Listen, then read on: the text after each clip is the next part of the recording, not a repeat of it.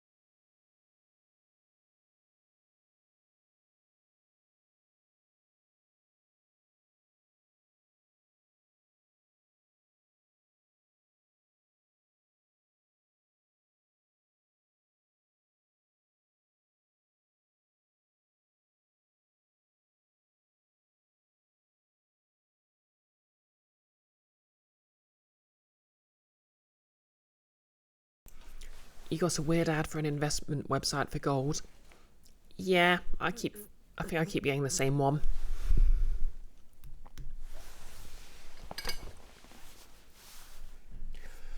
Pretty sure I get one for crypto as well. Need to consider complaining about that. Like, Amazon's Amazon, but there has to be a line, you know?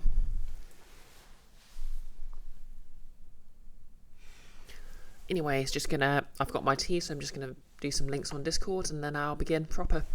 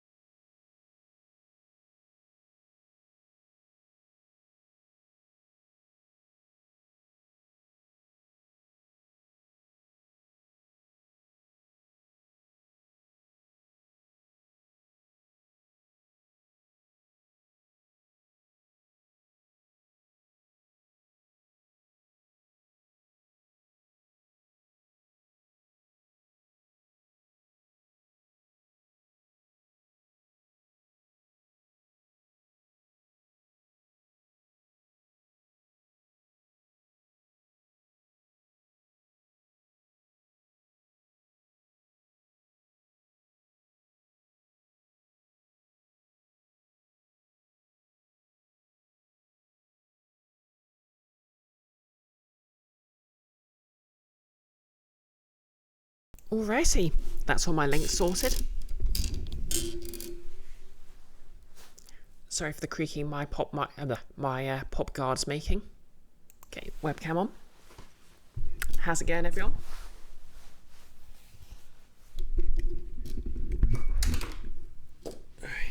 Just knocked the pen off my desk.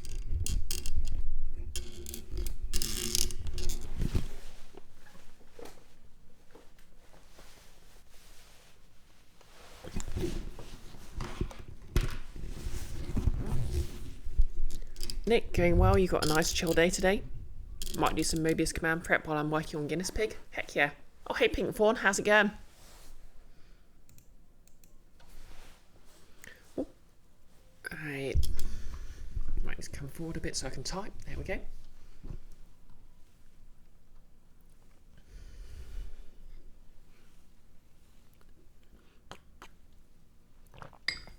I think you're working on a Madoka related cosplay, is that right? Anyways, we'll get to this in a sec. So yeah, progress wise, in the sort of actual quest, the party have actually reached the dungeon, so I need to get these notes finished. I mean, I've probably got enough stuff that they can get a fair distance into the dungeon, but I've rolled this random loot table. I mean, for some reason there's 2 necklaces of fireballs, so I might go and re-roll those. But yeah, so that needs distributing, if only so it's where they can find it. But I've got most of this sorted. Journey, that's all sorted. I'm happy with the sort of foreshadowing I've done, like I was just drawing random encounters from the tarot deck, because basically the entire campaign's got like a pool of random encounters assigned to each card in the deck, and you can just draw one, and then when you've used the prompt you can write a new one for the next person to draw the same card. Pink Fawn, that wasn't working out. I mean, I think you said something about a costume you ordered not fitting. That kind of sucks. I mean, it's been a while since I ordered any sort of pre-made costumes, but well, I think the last thing I ordered that was my Zeri suit Samus suit.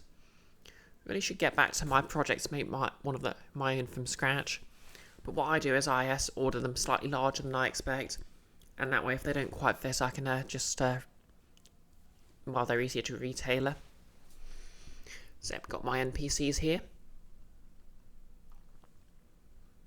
including the sort of main antagonist, sort of.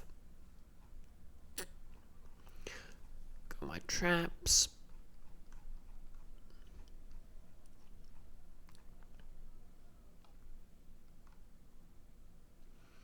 Got the main sort of enemy here. We'll, if we have time, we'll get to their stat blocks. And we have the general layout. So I've already worked out the middle floor, which is where the PCs will start.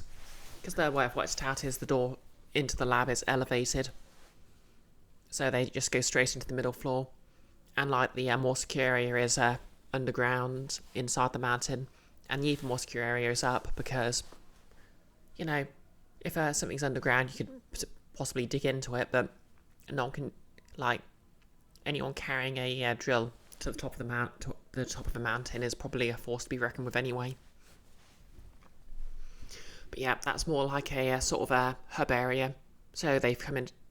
Well, the session ended when they made it into the common area / serving area, which is just the general sort of living space for the people who inhabit the lab. And they came in from the bridge. And, you know, so they've got all these sort of areas sort of radiating from this area. So they can try and use their secure stairwell and solve the puzzle there to get down. Or they can visit the kitchen or the unsecured labs and find the ways down there. So, you know, sort of an open way of getting to the lower floor, which is where the actual dungeoning starts. So they could end up in the corridors themselves if they make it through the stairs, or they could end up in the garden or the library. And most of the hazards here are going to be basically complex traps. So basically traps that roll initiative and do stuff until they're sorted out, which you saw me scroll past. And then obviously we have the far more linear upper floor, and the idea here is they get up to it after, doing a bit of puzzling and searching down here. Make it to the decontamination room, which is just sort of another trap, which lets them get to the secure workshop. And after some adventuring there, that'll let them get to the secure lab, where the final boss lurks, and then they can finally double back and get to the contingency room, which is sort of like the final sort of reward area. Yep, I've got a very interesting boon in mind if they find it. So, yep. Obviously, the last area in the sort of lower level is the secure lab, which I've partially done. So I've got the description here. In fact, I'll just read it out aloud to make sure it sounds good. The heavy metal doors slide open with almost supernatural smoothness, revealing a well-lit room. Glass tubes line the walls, some the growth tanks you've come to recognise, others large glass bottles. One seems to be full of a viscous black substance which seems to tremble as you approach it. At the back of the room, a middle-aged human stands up from a desk and turns around. He brushes his slicked back hair and adjusts the leather apron he wears over an immaculate suit. An apology sandwich. About time. Because basically the puzzle they'll have to solve to enter involves learning about his favourite type of sandwich and making it. Although they can just sort of make a fake version of that sandwich. And basically the sort of villain of this dungeon, Tamar Midley the Younger, who's basically sort of foreshadowed all through it, is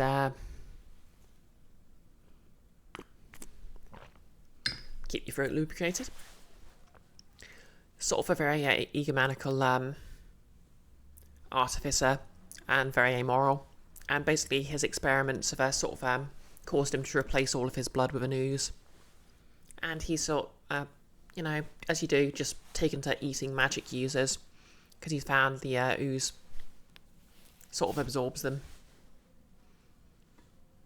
And yes, for those who get sort of familiar with the anime and manga Soul Eater, yes, heavily inspired by Krona. Nick, sometimes you just got to eat a magic user. I know, right? Like, if a character takes the mage killer feat, they either need to be experts at either seducing magic users or eating them. There's no in between. Nick to Shadowheart. Hey, if that's how your tab flirts.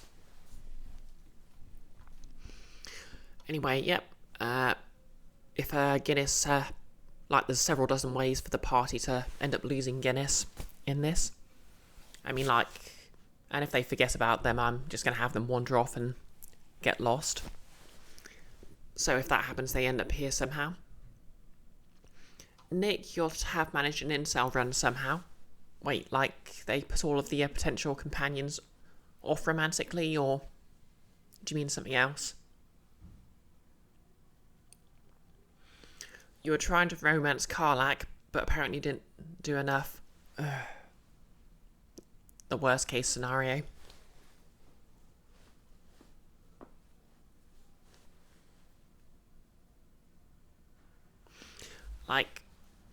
So you completed the whole run celibate, but not intentionally. Oh, okay, like the original definition of incel then.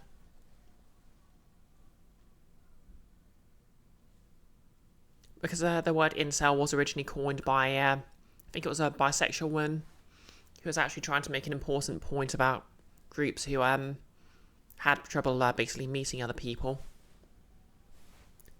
because they had very sort of narrow sexualities, and not because anyone's being unfair to them.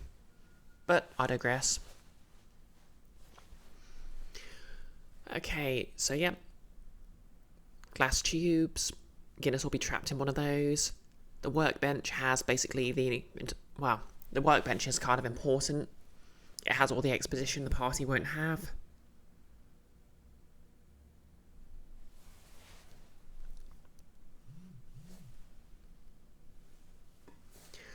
Oh yeah, so Vitium, bit of a sort of a classical mythology reference there, if anyone gets it.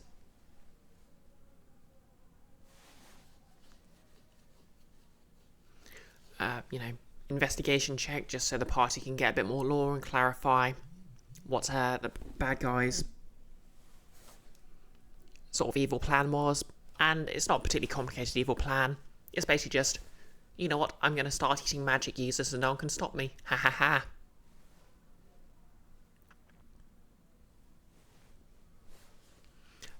Sometimes you can have, villains who represent the horrors of society or have complex motivations that may even be sympathetic enough to bring the party round to their side or to find a better solution.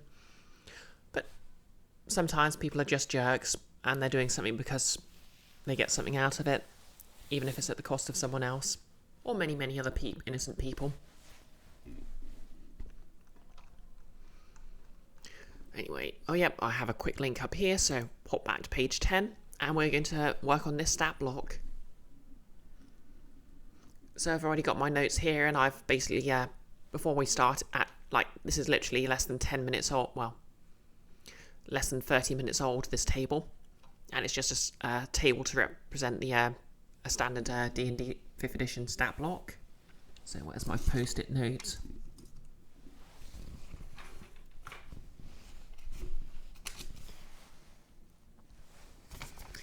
Okay, so this is my actually, before we continue, I have some very important news indeed. I found an absolutely perfect leaf while I was on the way to the opticians yesterday. Check it out.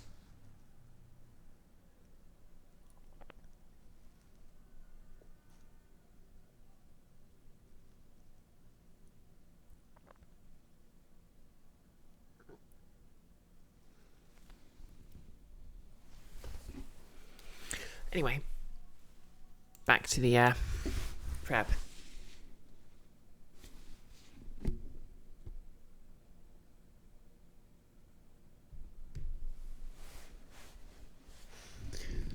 So yeah, I've got my notes here. Literally, when I have an idea, I'll just scribble it down on a post-it note.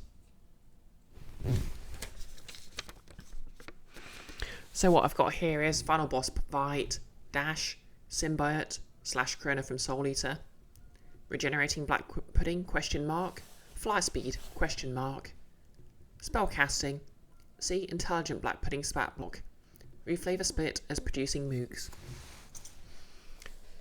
Ooh, okay, fix this typo.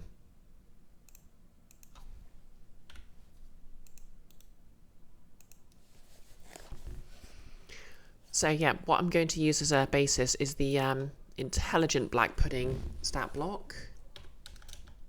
So we'll just quickly copy and paste everything from there in there. Thank you, 5e tools.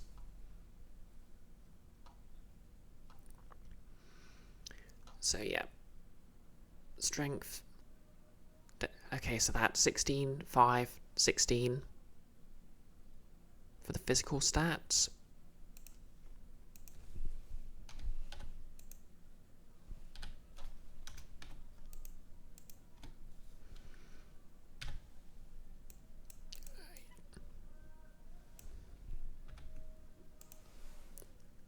Do, do, do. 14, 6 and 1 for the mental stats.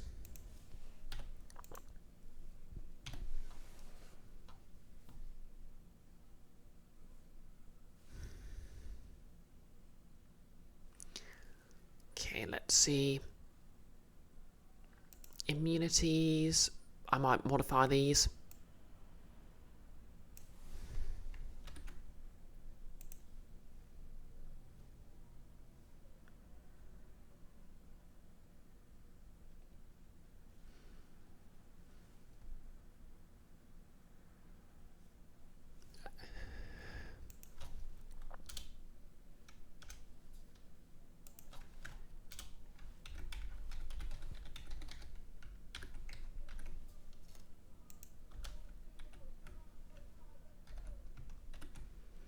And formatted text, please.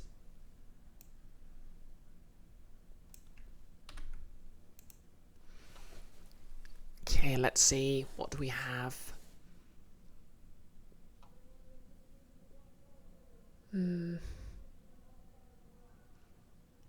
Yeah, I'm going to take away immunity to slashing. And immunity to cold.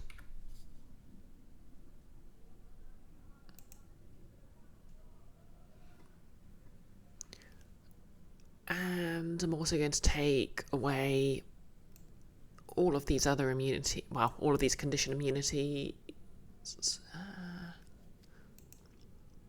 Yeah, I'll take away all of these condition immunities, aside from blinded. Okay, for senses,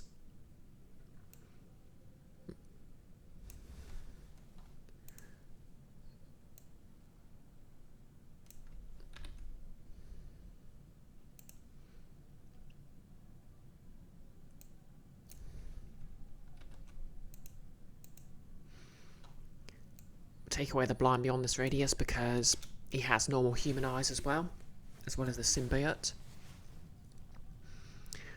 Okay, languages.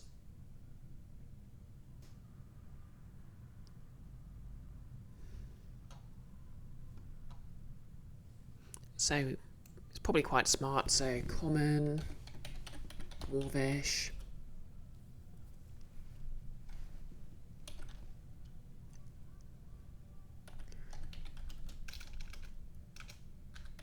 Sylvian.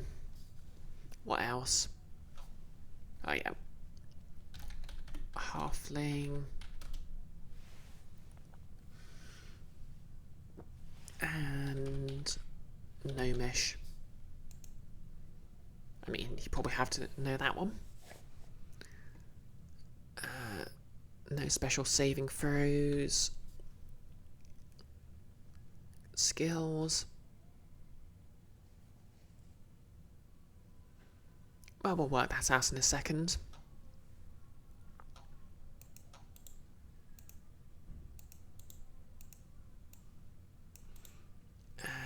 Insert row below. There we go.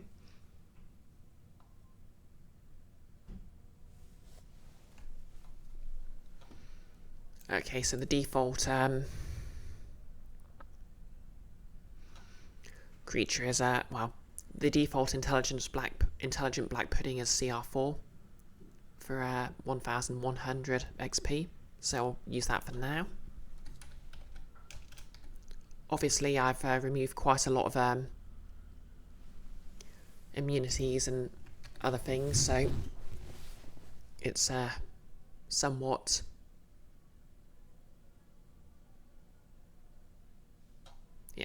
I'm not going to have any resistances.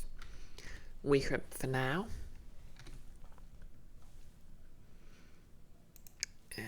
Let's see. We're going to take the abilities.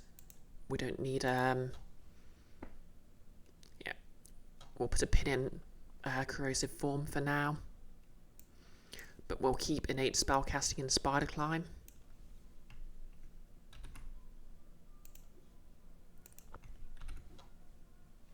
Oh.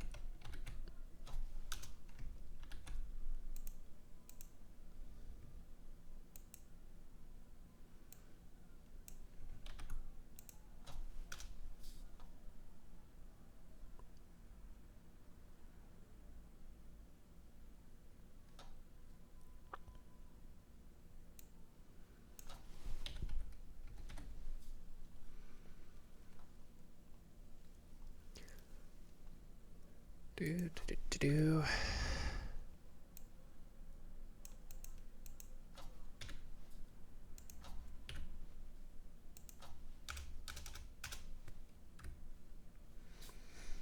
By the way, if I ever want something that'll make formatted D&D stat blocks, I can just screen cap, you swear by Tetracube, D&D stat block. It'll do the maths and modifiers and such for me. Oh, that's helpful. I might use that, but I suppose I don't really have enough reason not to use it, apart from the fact I've got this. I mean, it might be quicker, but I'll stick with this for now, just because it's easier to show on stream. Okay, so at will, dancing light. Ooh, I prefer my spells capitalised, thank you.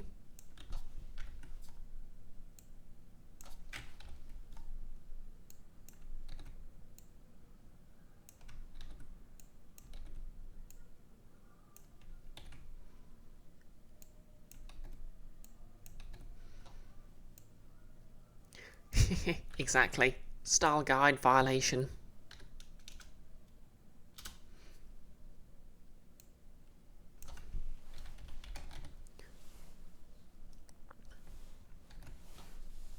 Okay, that's good. So yeah, well, I've probably lowered the CR significantly by getting rid of a good chunk of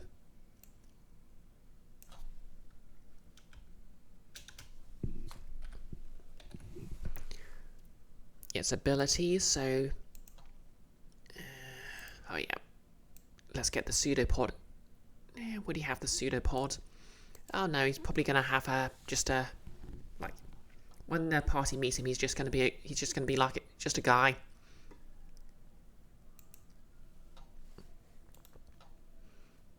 So another row.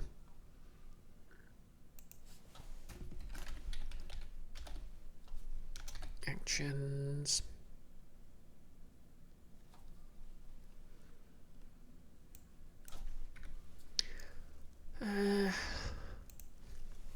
What would be the weapon of choice for an alchemist? Sorry, not an alchemist, an artificer.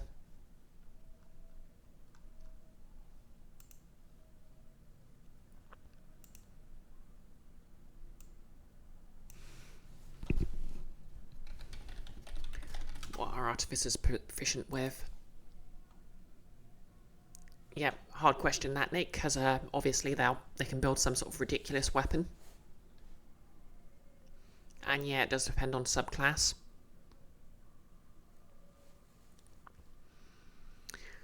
So yeah, what would this guy's subclass be? I'm sort of leaning alchemist.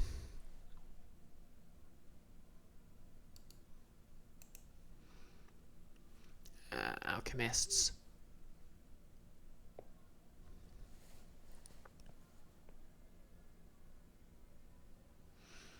Nick, you have an idea? Stolen from Pixel?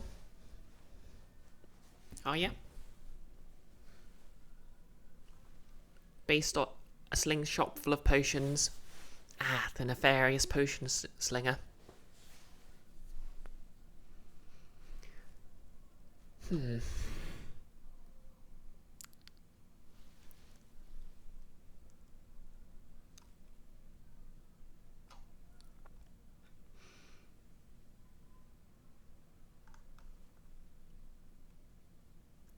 Okay, alchemists don't get any specific new weapons. Ooh, I know. Like, no, that's Pixel's character in your 4th edition game. Uses a modified crossbow designed to throw potions as flavour for his attacks. Yeah, that is pretty cool, to be fair. Yeah, I'm thinking, like, since this is basically supposed to be like a mad scientist guy, maybe his weapon of choice is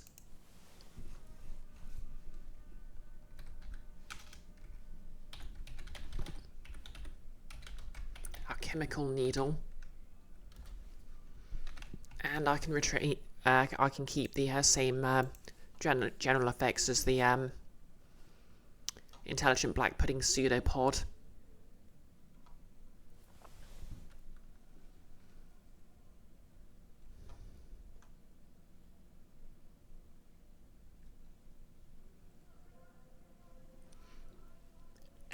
And in fact, I'll modify that slightly, but we'll just take these parts.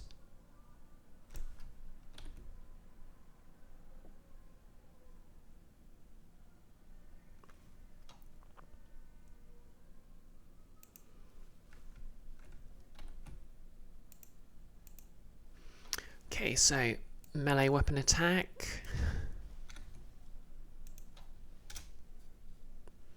+5 to hit, reach 5 feet,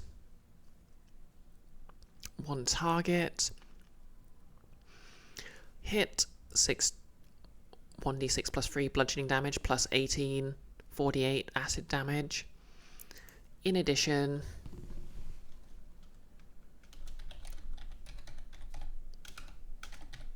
the target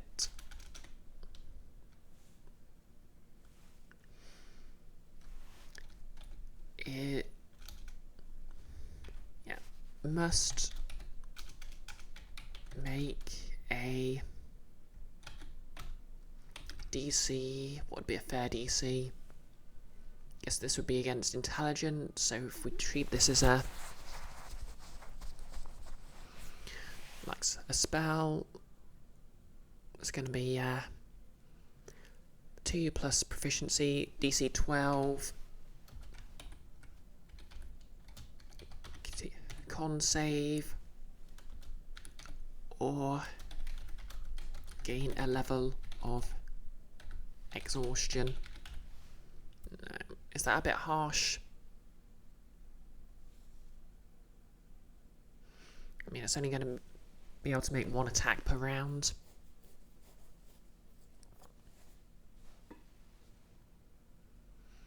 Yeah, it's the boss.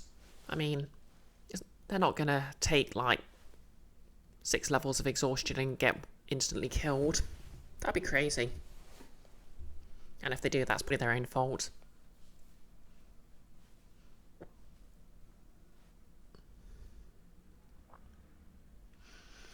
It's not like the players are going to have to live with the exhaustion after the fight, so go ham. Alright, I will. Nick's saying as if he isn't going to be one of the players in this game. Yeah, add some reactions because I know what I'm going to do with this reaction. So insert a row below.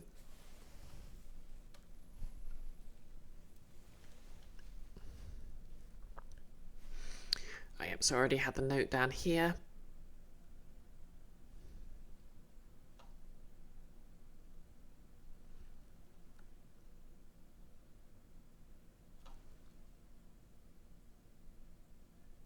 Okay, so this replaces the split ability.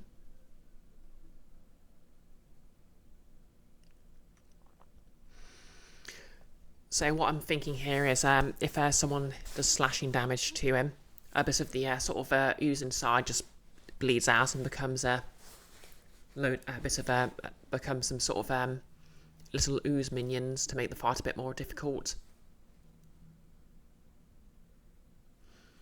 If I wanted to make it less punitive, I could steal the 2024 exhaustion rule, which is a cumulative -2 to attack, saves and skill checks, and AC, and a cumulative -10 foot to speed for every point. Oh, not AC. That would be harsh.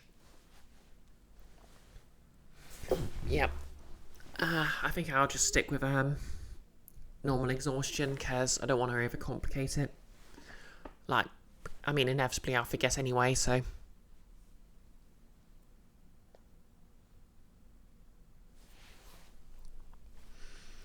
But yeah.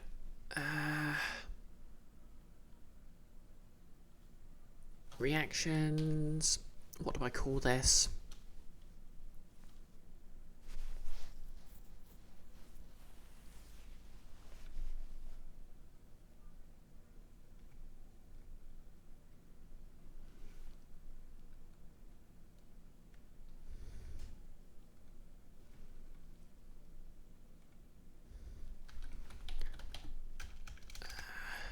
There's got to be some sort of joke on there.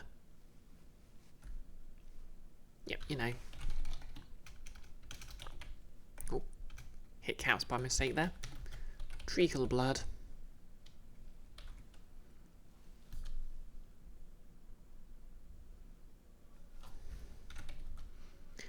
if timer takes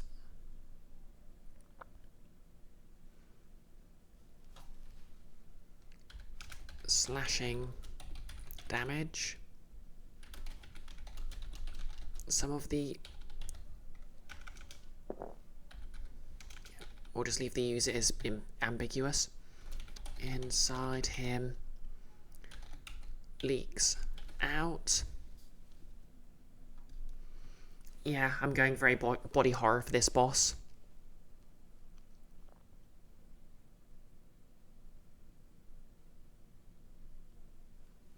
Yeah, wait until you see what I've got planned for when he's bloodied.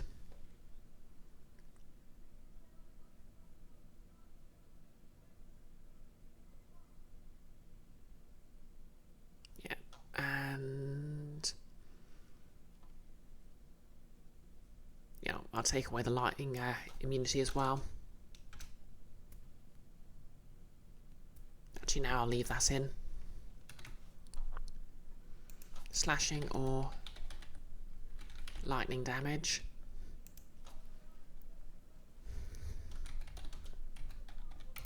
And attacks.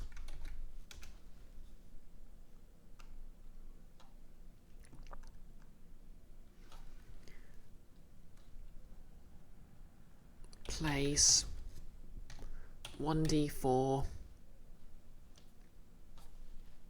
minions using the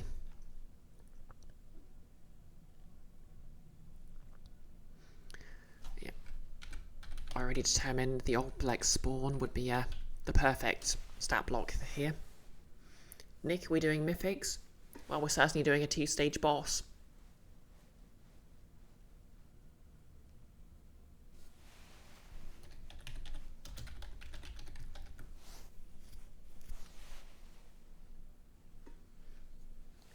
Place 1d4 minions using the Oblex spawn stat blocks. Wait, is it Ublex or no, it's Oblex.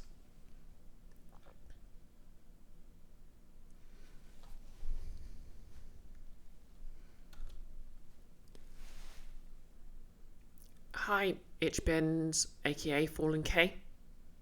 Yep, going pretty well. Doing some D&D prep. How are you doing? Welcome to the chat.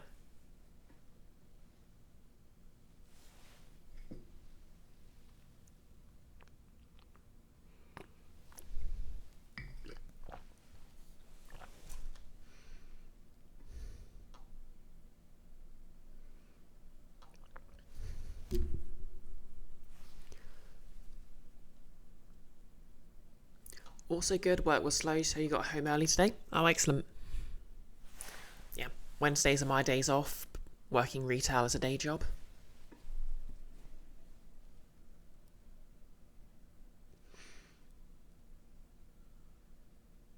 Yeah, I mean, I've been working retail for 10 years now, so still, it actually throws me off when people don't realise how much of well,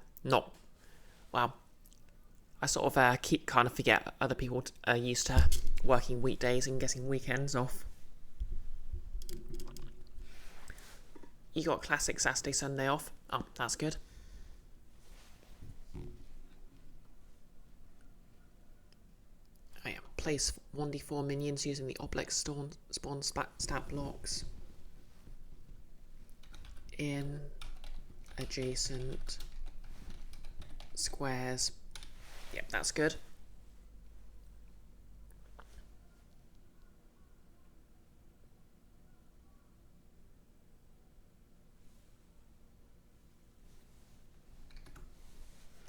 Makes scheduling for sessions a bit easier too.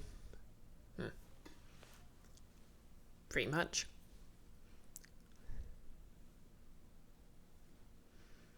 I'm limited a lot by mostly having to work Thursdays. Well, not work.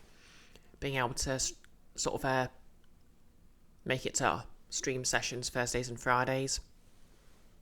Just because of I tend to work evenings.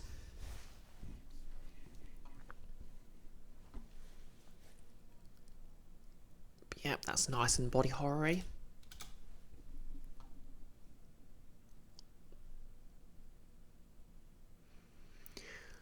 Okay, and let's add the cool ability I have down here.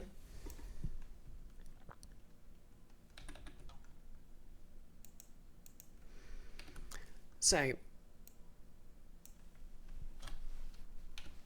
autophagia. I should double check how these are formatted.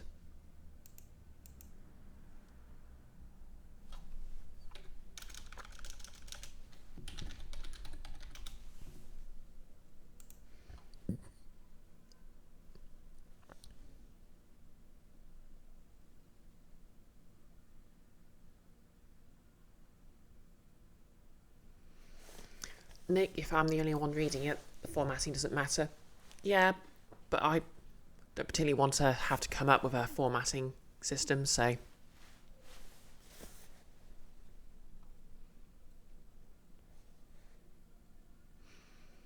Yeah.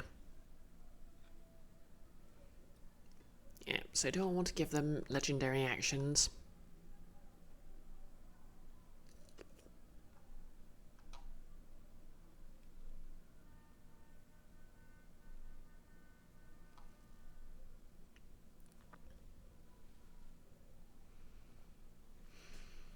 Nick, I should see your Savage Worlds stat blocks.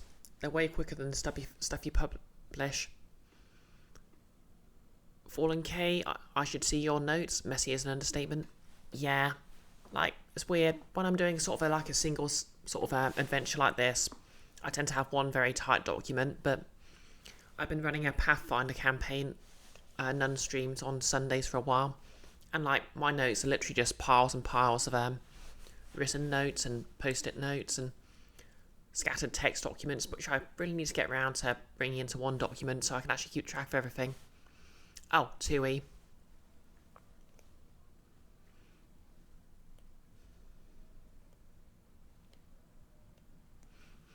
I sort of started with 3.5E and then Pathfinder, and then sort of fell off TTRPGs for a bit, but then got back in with 5E D&D, and then went back to Pathfinder with 2E. And it was a kind of a culture shock because I didn't realise how much I like bounded accuracy. I've been having fun with stuff like blades and other sort of less crunchy systems as well, but bloody hell, I forgot how many feats are involved in 3.5e. Like, I think I got along with it originally just because I was sort of obsessively reading the SRD for fun, which, to be fair, is the kind of thing I do, but I just haven't done that with the entire Pathfinder archive yet.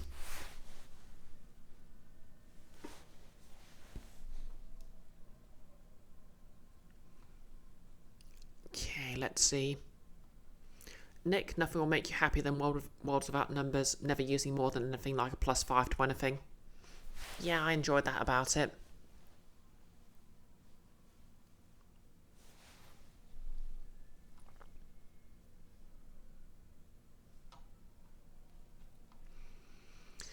Okay, so let's see. Do I want to give it some layer actions? Yeah, I might think about that in a second. Yeah, I think I'll just use the 5.5 sort of approach to legendary actions and make it a reaction. So yeah, reaction. At the start of his turn, Midley is devoured by the ooze in his body. He retains his spell casting but also gains regeneration per regenerating black pudding, as his body provides a source of easily exploitable protein. He regains 10 HP around and at the start of his turn, unless he's taken fire damage since the start of his last turn. He also gains the split ability as normal.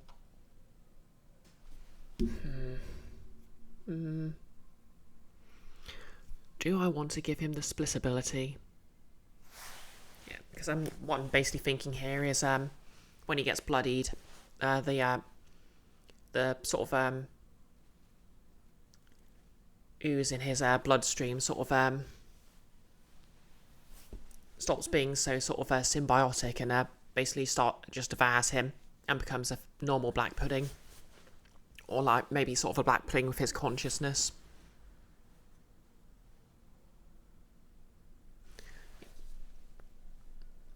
fact, I kind of like the idea of when he gets bloodied, he just turns into like a monster. You know, sort of Legend of Zelda Ganon style. Yeah. And it makes him a bit more Resident Evil. So he loses his spell casting.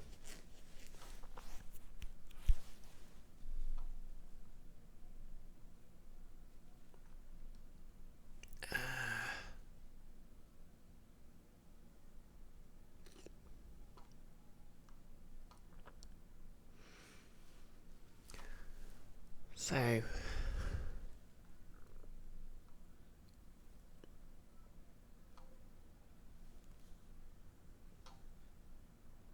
yeah, so what I'll do is I'll just throw in the rules for the pseudopod.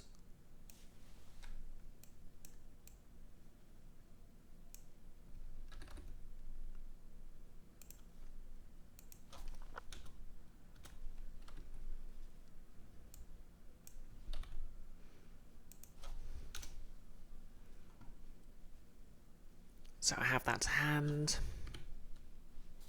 Melee weapon attack.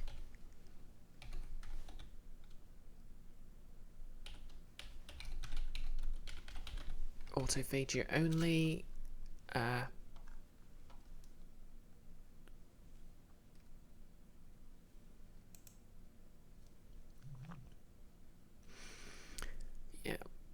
Throwing the rules for regeneration.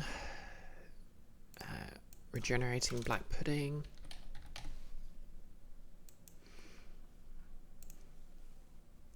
Nick, you believe the 5.5 approach is to give the monster multiple reactions depending on how powerful it is. So it can do as much as a traditional legendary action system. 3 is the default. Oh, okay.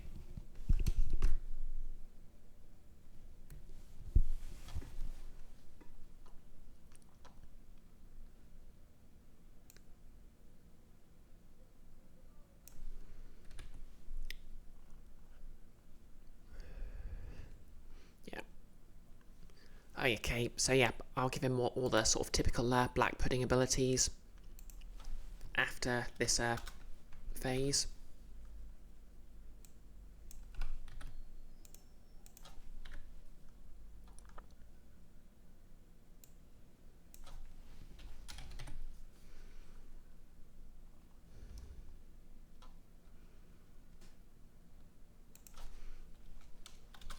Okay.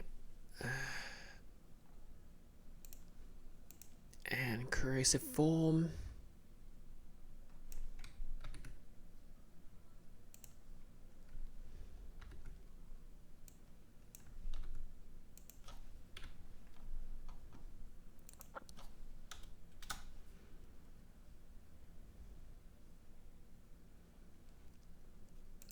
And amorphous.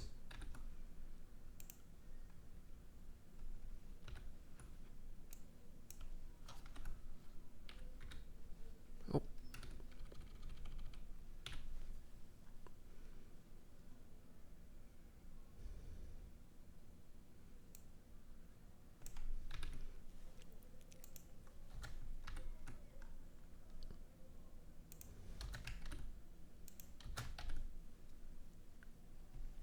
Okay, there we go. So let's just review this.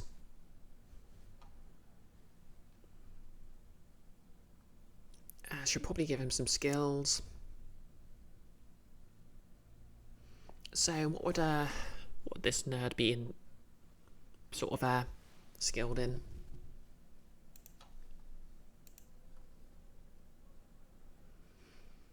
Yeah, maybe the simplest thing to do here would just be to look up a 5e Artificer block and see what they sort of give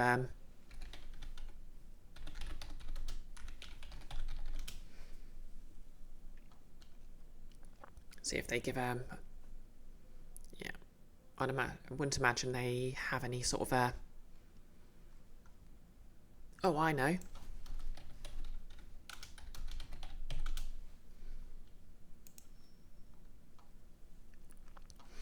So I'll just look up the Evil Mage stat block. Okay, yeah, so I should give him proficiency in intelligence and constitution saving throws because, you know, that's just what artificers tend to get. Saving throws, con plus... So that's 3. Con plus 5. Int plus 4. Thinking about it, what should his proficiency be? Yeah, I think it's still plus 2 for CR5 creatures, which is what I'm going for. Skills. Nick, is it worth giving it legendary resistance, do I think? It would suck to get hold personed and then murdered before I can have some fun. True. Not a fan of legendary resistance, but maybe I could flavour it.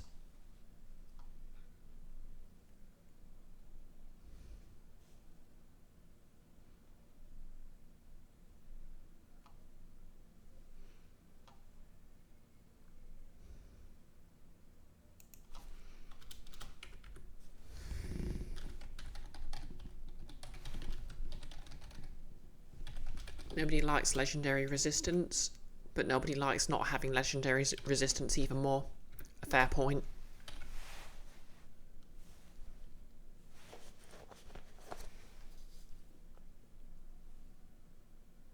Icky, look.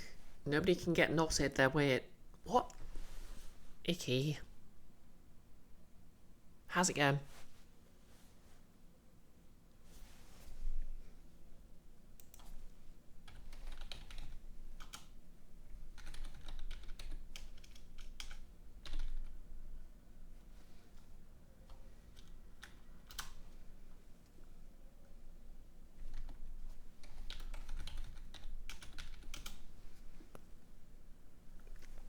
Oh yeah, how's Silent Hill 2 remake? I know you were streaming it last night, but I was at work. You're thinking of the old version of that phrase, not the wolf porn one.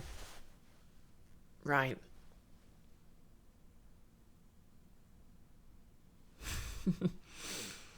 Yeah, exactly. Bam, Addy quote.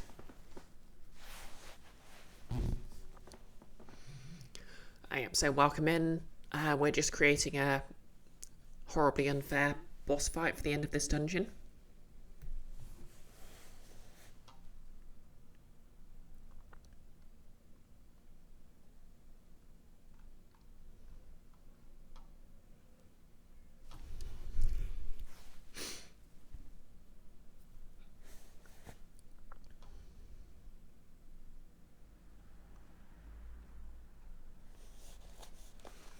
Yeah, so I think this works. You know, I just realised I completely forgot to put down HP here.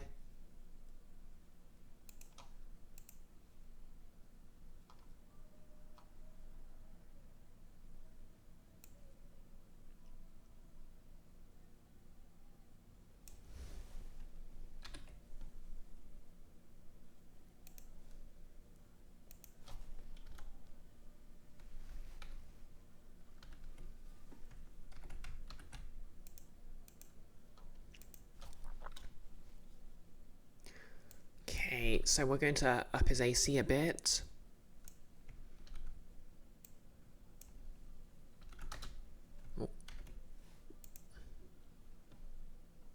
And his speed, because basically humanoid. So we'll give him the same speed as a normal humanoid. There'll be no kiting of this. How be they? Yep, I'm good.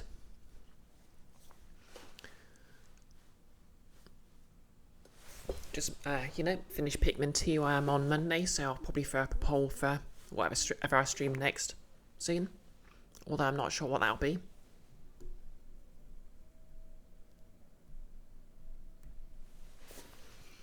Hopefully it's not coming through on my mic, but there's a lot of noise outside because there's a winter fair going on. That'll be going on for the next week or so. Seems good? Good. Yeah. And I'm going to add... Okay, no, fair detected. Cool, fair enough then. So what I'll do here is I'll say his AC is...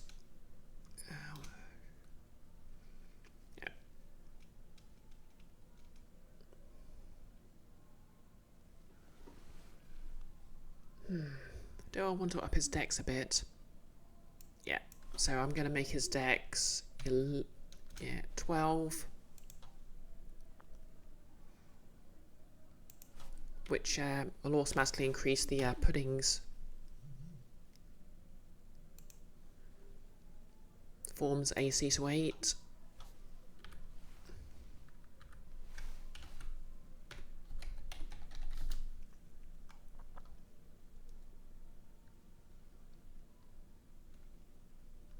Wait, no, AC is...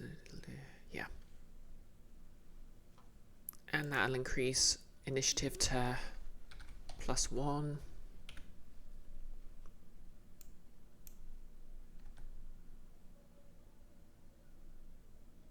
Which I believe is 11.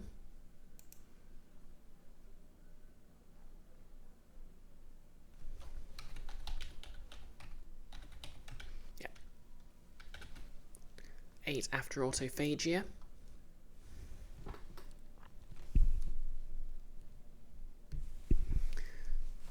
And we'll say AC of 17 because, you know, artificer armor.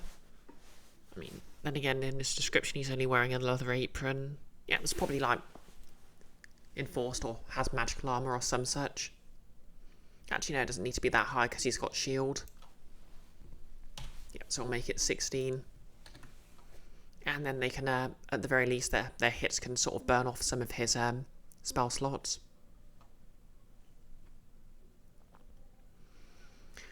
Okay, is that enough HP? I think that should be enough HP. You think that'll be enough HP? Probably. Especially since when he's bloodied, he's going to start regenerating. Then again... yeah, I think I want to up the CR to like 5 at least. So we'll increase the HP. Let's add another 12. Yep, that's up. That's 12. So that's going to increase it to... wait, no. Okay, so that's 5.5. So that will increase it by 11.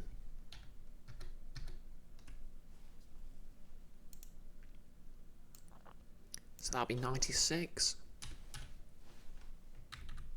Yeah, there we go.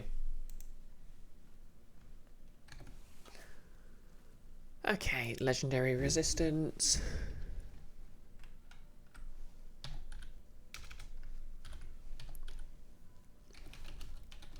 Two times per day if timer would fail a check, he can choose to succeed instead. Nick has redeemed character voice for 100 breadcrumbs. And he has chosen V, my A5E character. Fine then. Just keep this... well...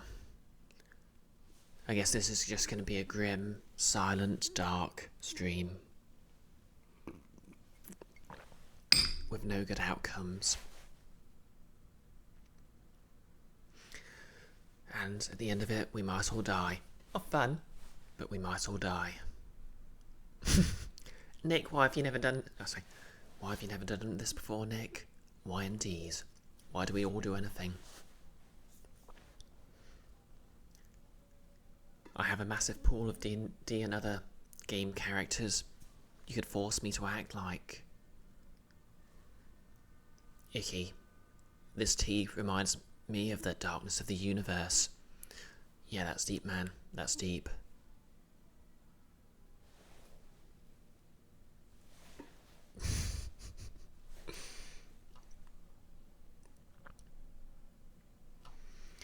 So yeah, I think that's a decent stat block.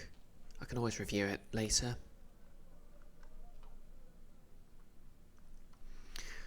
So yeah, next on the chopping block, we have the failed clones.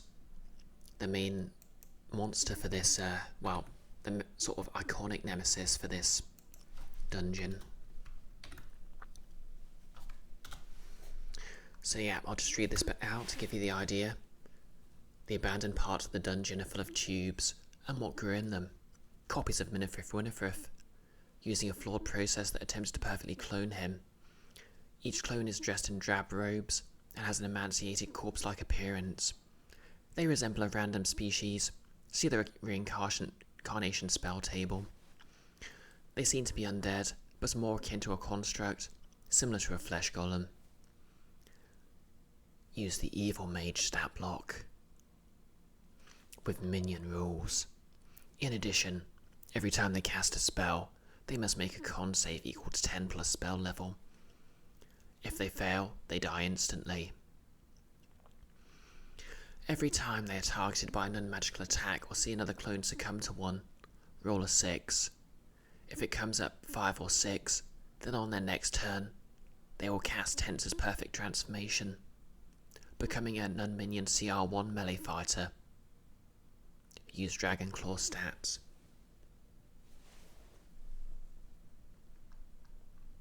They'll never see it coming. The party will TPK. Or fun. So yep, I sort of foreshadowed this enemy by one, obviously when the characters did research, there were rumours there was undead mages in the dungeon. And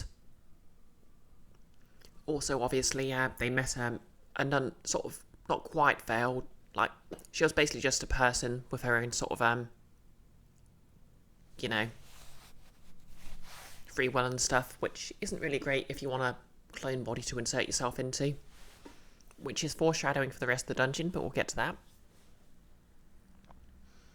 Icky, is it luxury TPK if the party do it to themselves?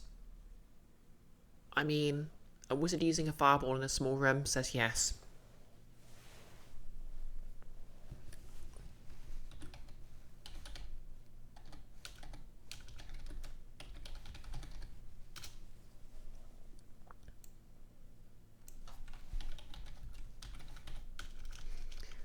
Okay, so let's see. Nick, this is unironically the plot to Final Fantasy 16. What? I thought the plot of Final Fantasy 16 was just like Game of Thrones, but also there's kind of racism against summoners, which I suppose in some way makes it the anti-Final Fantasy 10. In that the summoners were part of the institution. Nick said, did you? And then God needed a new body. Oh, like Final Fantasy 8. Oh, and Tales of Symphonia.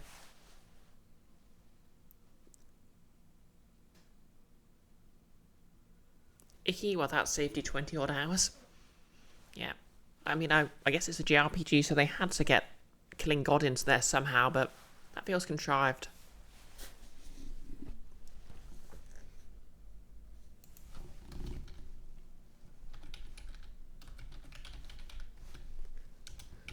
Medium humanoid, roll random.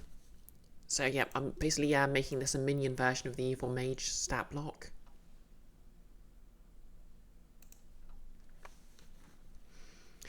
So yeah.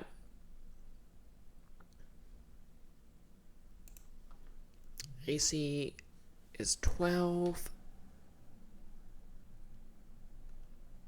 Right. So that's 9, 14, 11 for physical stats.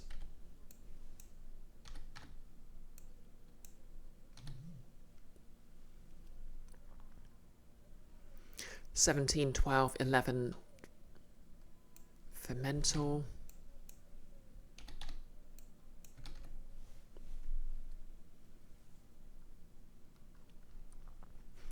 Oh yeah, I'll just give this guy 10 charisma because he is just a guy. Kind of a jerk, but still kind of just a guy.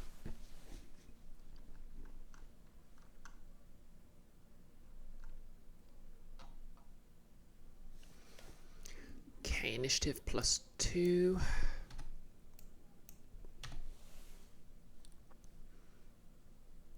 HP 22, 5d8.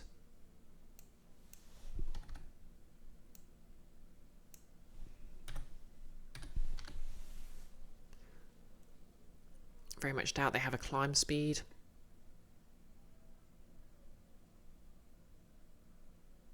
Yep, speed 30 feet.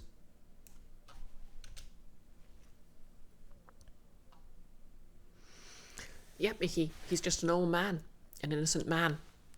Please ignore all the corpses in his lab, which are partially eaten.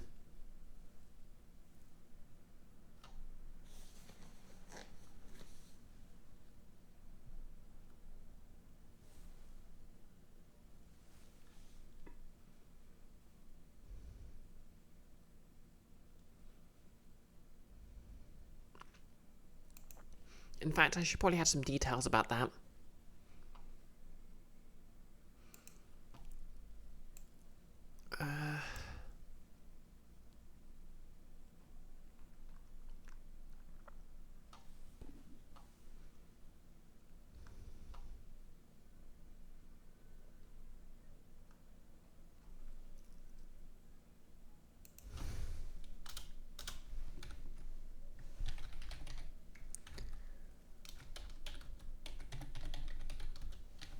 Several tubes, similar to the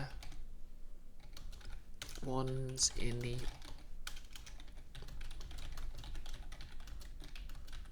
can be found here.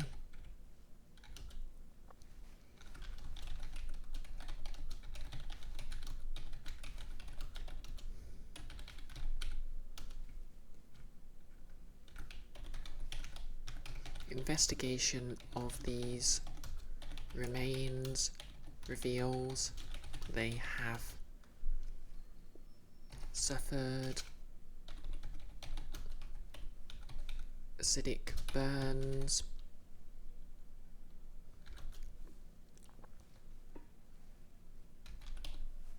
and that they seem to have been butchered! Exclamation mark. Yep, that should be a nice hint that he's been eating the clones while he's been hauled up in his lab. Oh, shame the fee voice expired. I could have kept saying it in that. Oh wait, no, I should have still been speaking the fee voice. Oh well. Yeah, that should make it clear he's been eating the clones while hauled up in his lab. If anyone was wondering what my expressions look like while the webcam isn't on while I'm playing Guild of Icons Adventures. Icky, your natural 20 reveals that at some point he tied their shoelaces together.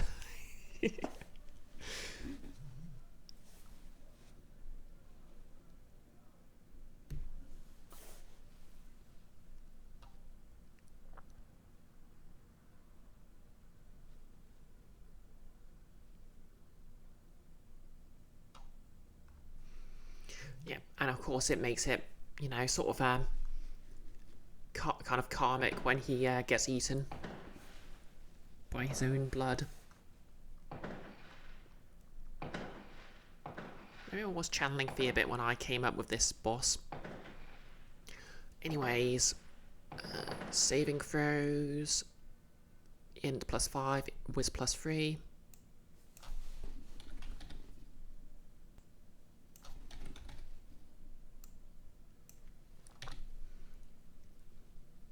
Skills, Arcana and History.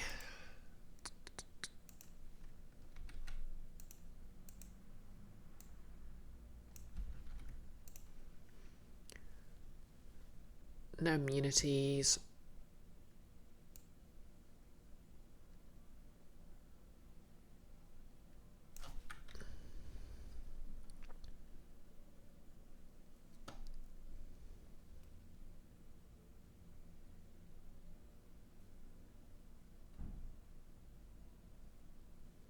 No special senses.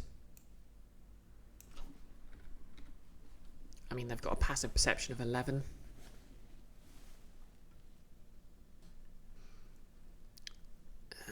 Languages. We'll just go for the... Welcome to the chat, Philatovilia. Well, yes, I guess it's my stream.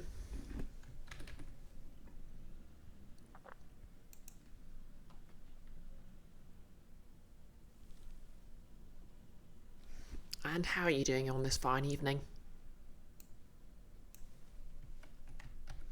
Okay. Unformatted chat text. No other world building stuff right now? Oh, fair enough. It's always nice to be default. You're decent, fair enough. Elvish and... yeah. Halfling, because of who they were, or are. Challenge level 1. 200 XP.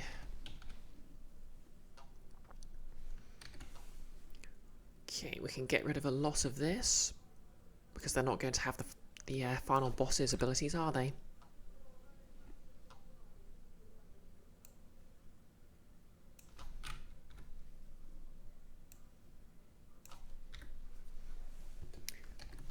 How's everyone here doing? Oh, I'm pretty sure everyone here is doing okay.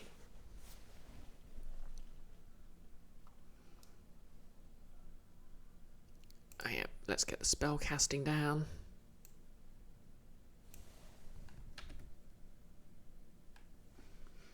Yep, Nick's doing some Savage Wilds prep. I'm prepping some D&D 5e. I mean, I've also got some Blades to prep, that shouldn't take too long. And to be fair, the players need to actually work out what they want to do next session, so... yeah. Also need to get around to planning a Girl by Moonlight campaign, because I've been meaning to do that for ages. Feeler, TF is Savage Worlds.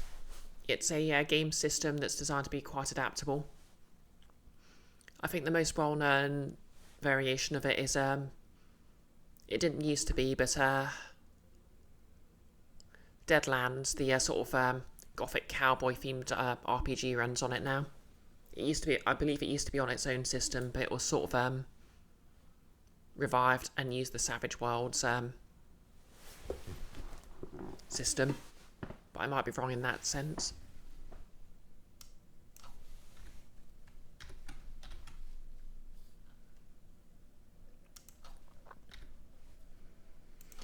Okay, so they have all these spells.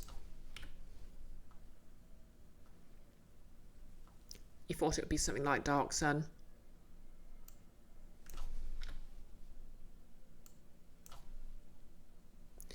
Nick, that's right. If you recall correctly, modern Savage Worlds was actually adapted from Deadlands. Oh, that makes a lot of sense actually.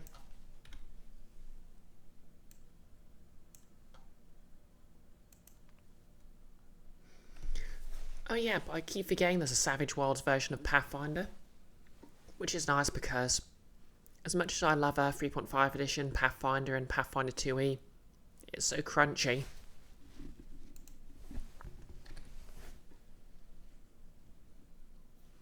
And like, it has that sort of classic issue of just having to remember all those numbers and bonuses. So Savage World sort of really suits it.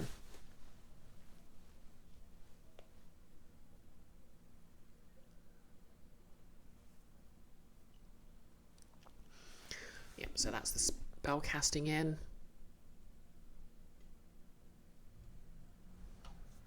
Okay, now let's add the interesting parts here.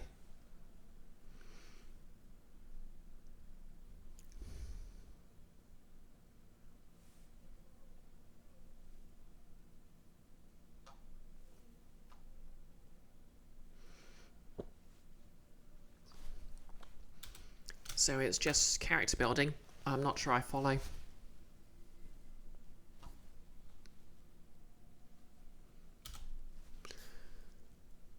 Oh yeah, so I might as well put the minion rule here. Well, no need to repeat that.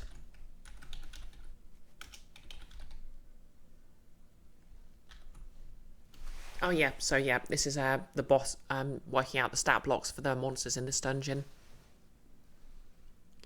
I already did the sort of final boss fight. He's basically an artificer who's replaced all his blood with an ooze, as perfectly healthy people tend to do. And I'm just working out sort of like the iconic enemy. Basically, the main premise of this dungeon is it was basically a sort of a lab owned by a like a very powerful wizard who sort of set up sort of replacement, sort of backup clone bodies for himself. And these are basically sort of failed clones who are stumbling around like Resident Evil zombies with more magic.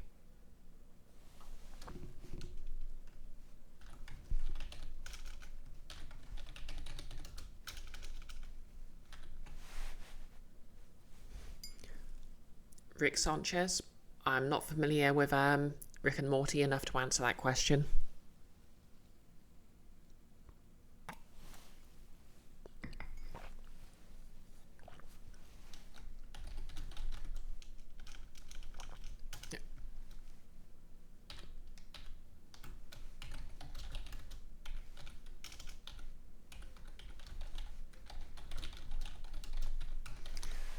He also made backup clones. Oh, okay. To be fair, that's a very sort of classic mad scientist thing. Like Venture Brothers did it. I'm pretty sure Futurama did it. You neither, to be honest. You watched 2 seasons only. Oh, fair enough. Well, I'm sort of ambivalent on Rick and Morty. Just as long as no one brings up South Park. Yep, Venture Bros was amazing. I don't remember it as well as other things, but yeah, I know a lot of people who just quote it all the time.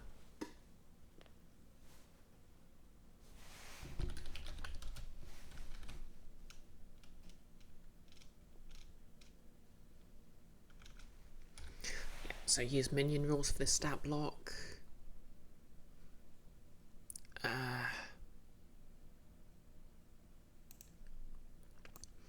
Yeah, just a standard quarter staff attack.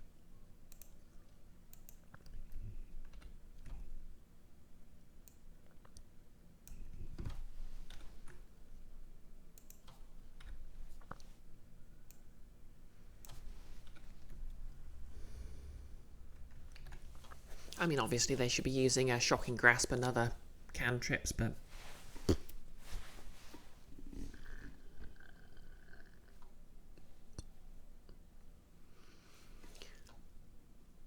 let's see. So every time they cast a spell, yep. What do we call this then?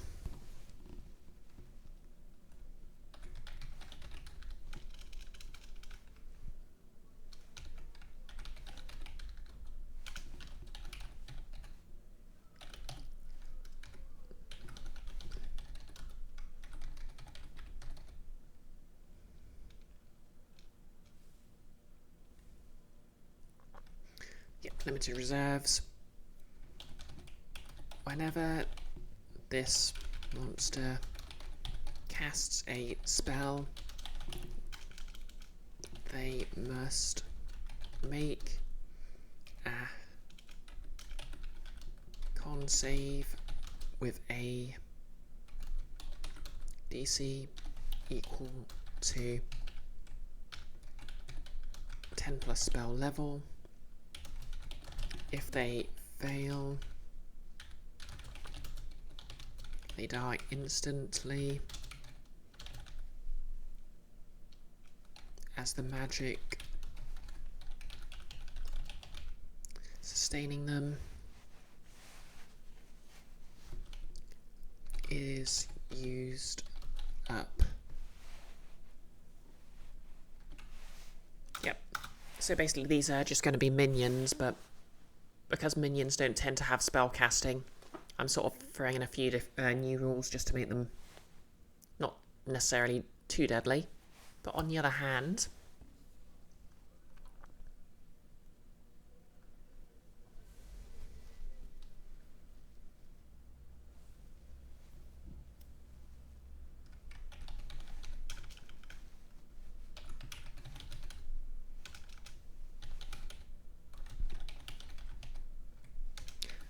okay, martial training. If this creature is the target of a melee attack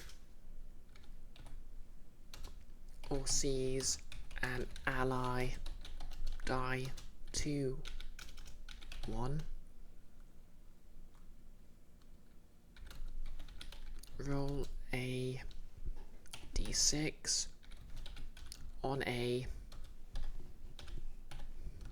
5 to 6, it may use a reaction at the start of its next turn to cast Tensor's Perfect Transformation. It loses, it ceases to be a minion and uses the melee stats block below.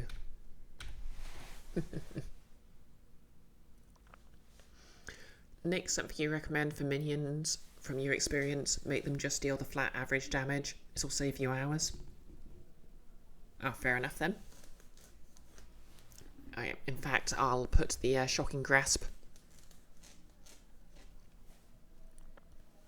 as a an action as well.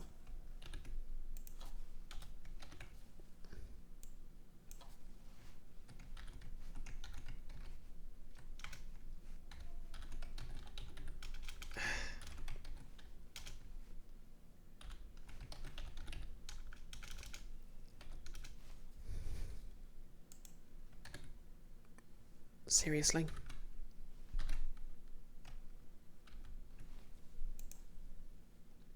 Okay, what's going on here?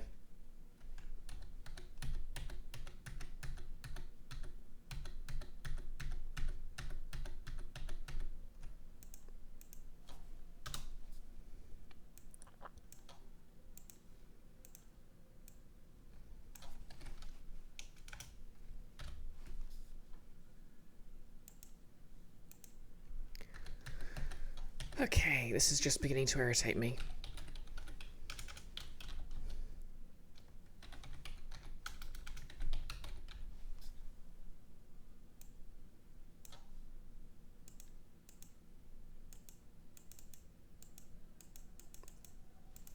You're seeing this.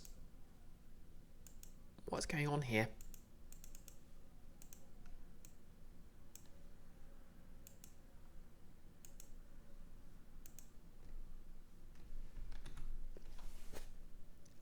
What program's this? This is LibreOffice. To be fair, I haven't updated it in a while, so maybe it's glitching out a bit.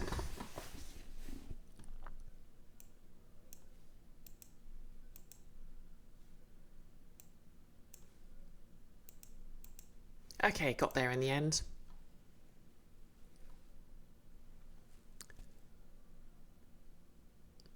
Fila MB use Word. Yeah. I'm not paying Microsoft's license fee. Well, subscription fee. And LibreOffice is the generally well-regarded open source software. Yeah, just pirate it. I'd rather just use open source software. I'm a Firefox kind of gal. Not that I'm above piracy. Icky, unfortunately, you dislike both Word and LibreOffice. Yeah. I mean, to be fair, you'd think society would have invented a decent word processor by now, but...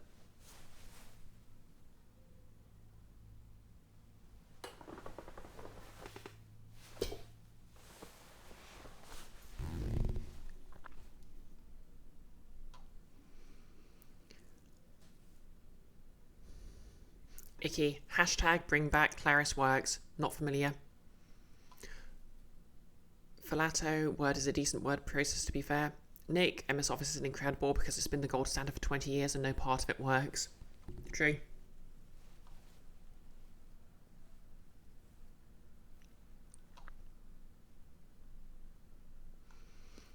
What was I doing? Oh yeah, shocking grasp.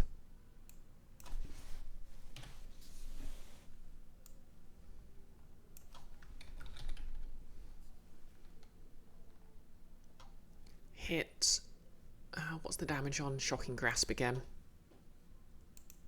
Okay, it's a 4th level spellcaster, so...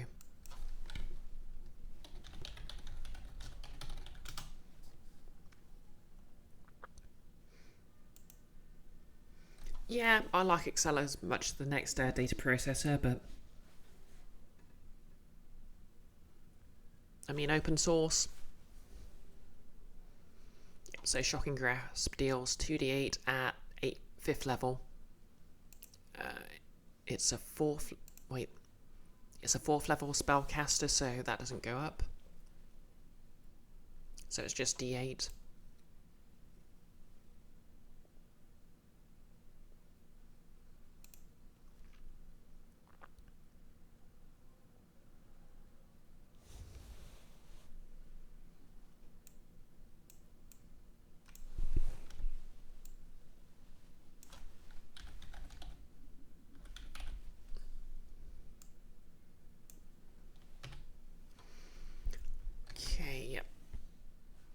And obviously, just going to use the average damage, so...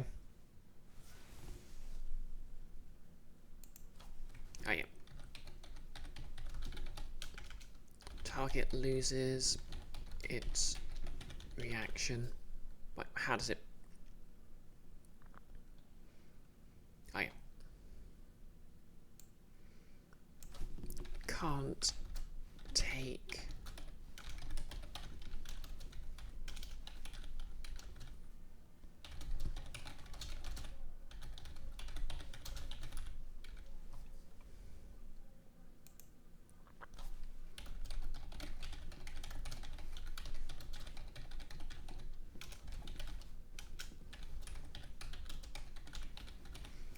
Advantage against targets with missile armor. Yep, there we go.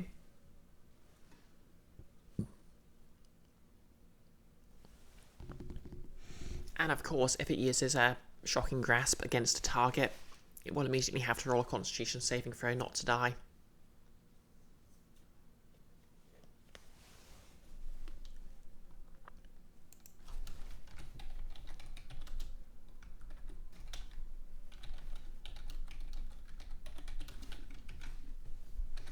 Just a quick note to treat cantrips as level 0. So yeah, basically the idea here is they're minions that have some spells, so they can do stuff like Misty Step and attack someone. And of course, if they're hit with a melee weapon attack, or someone targets them with a melee weapon attack and they don't go down, or if you kill one, they'll immediately start doing sort of creepy chanting and might turn into an actually genuinely dangerous melee attacker, which I don't particularly see that being particularly dangerous, but should be nice and scary. Like, I think the best way to sort of make a creature scary is having it making it dangerous, but only if sort of the player doesn't follow a very specific strategy. So yeah, we'll just create the melee stat block for this.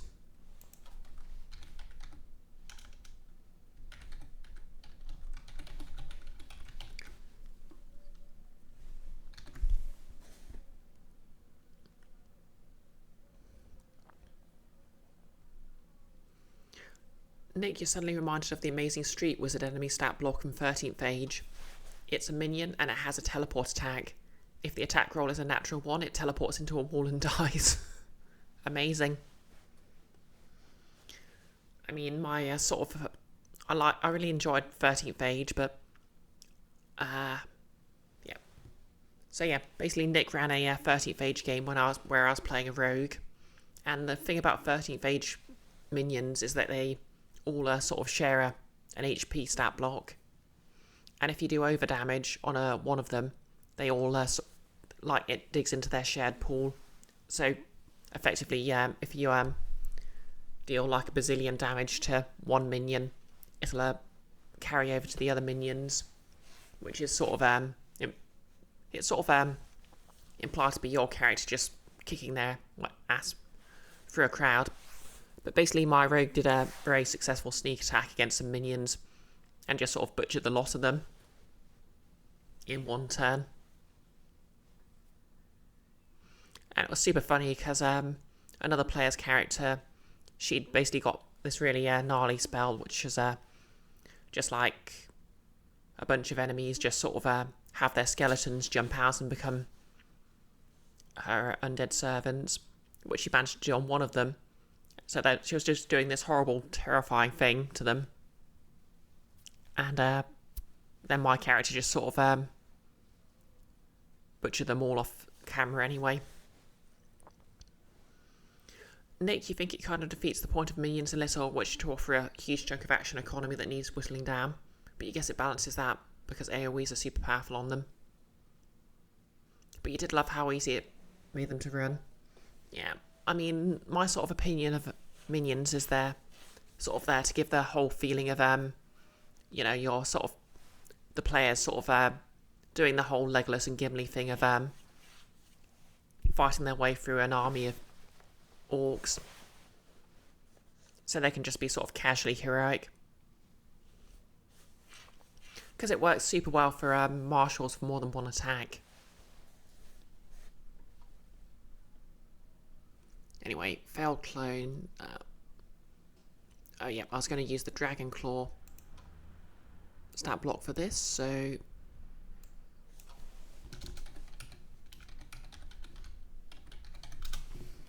we'll just get this stat block done and I can get back to the important things. Okay, so AC 14, HP. Okay, I'm just going to copy this.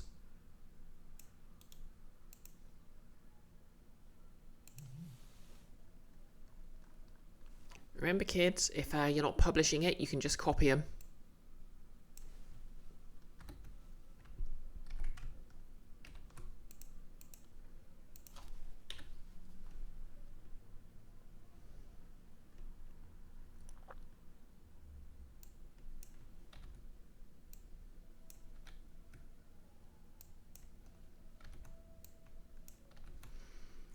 Okay, and stats are 9, 16, 13.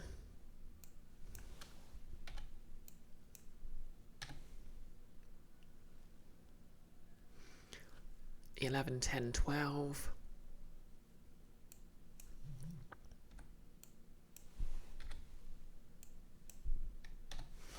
Oh yeah, so those not familiar with sort of classic D&D, I think they're actually removing it from like the 5th edition update, 5.5E or 2024 version of the rules, whatever you want to call it. But basically Tensor's Perfect Transformation is basically a spell that turns the spellcaster casting it into a melee fighter.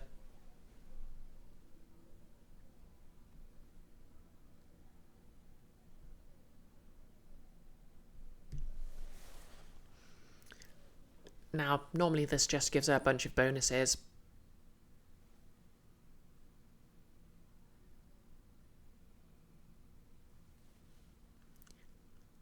Nick, it turns out it didn't get removed. The person doing the migration document just missed it.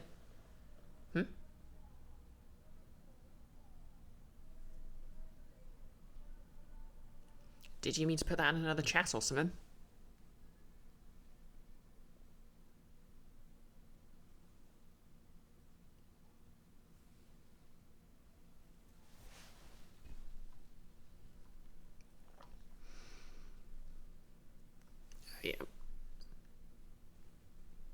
Oh, right. Yep, you're talking about Tense's perfect transformation. Oh, yeah, sorry. I don't know how I managed that, but yeah, that's right. So the person doing the migration document just missed Tense's perfect transformation. It is still in 5.5e. Fair enough then.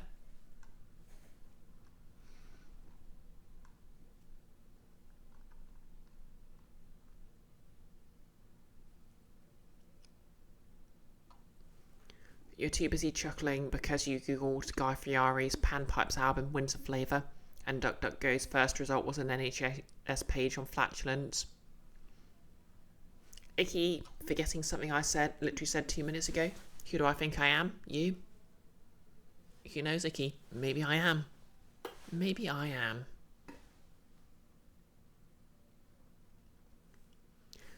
Maybe you're the only real person and we're all just hallucinations conjured by your fragmented mind. I don't think so, though, because I have a sense of self.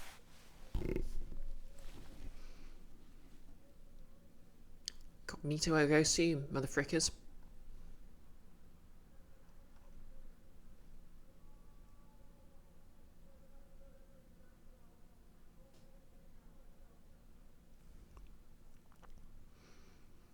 Okay, so we'll just copy in these traits.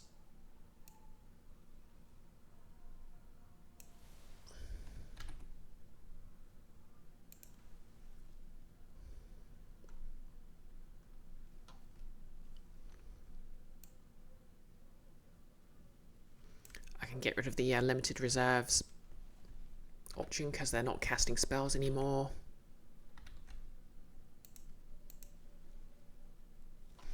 Icky, turns out you're redder than you thought.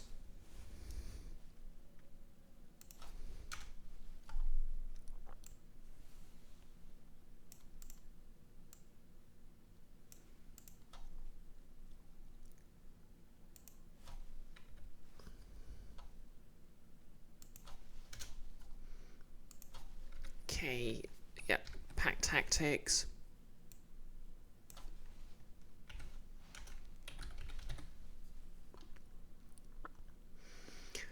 Let's see, it's going to lose Shocking Grasp. Oh yeah, I'll swap round Strength and Dexterity. And make it a melee-based creature. Oh yeah, that should be up here, shouldn't it?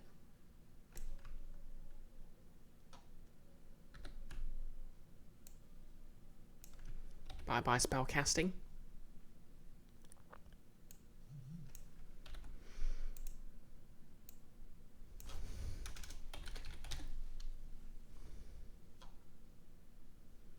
Okay, this is no longer a minion, it's its own stat.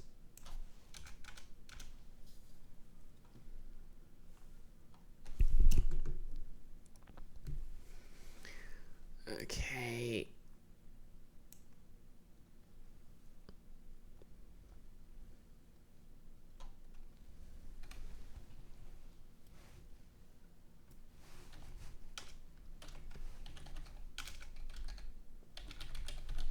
Transformative magic.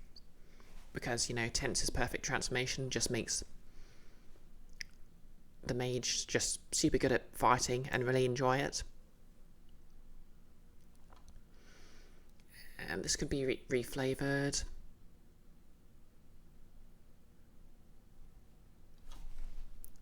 Let's call this Narcissist, and I can't spell. There we go.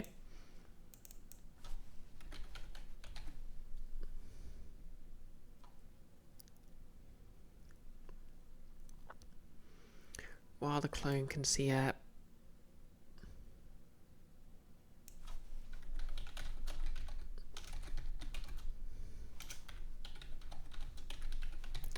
Can see another clone, regardless of whether it's friendly. The clone ignores the effects of being charmed or frightened. Yeah, because, you know, the sort of wizard who was responsible for these clones was kind of an egomaniac. I mean, I say was, but like there's some, well, it's more like is and will be, because there's some time travelling nonsense going on.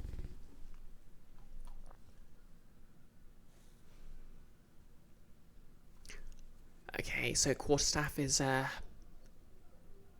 +3 to hit. Okay, I'm going to say yeah, +5 to hit because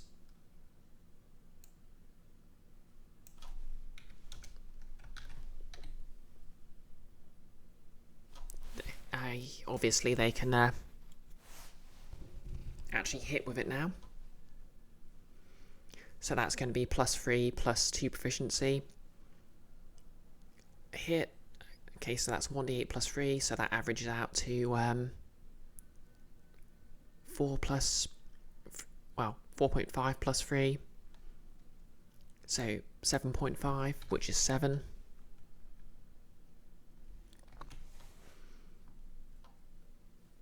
Yeah, let's just poach the rest of these stats.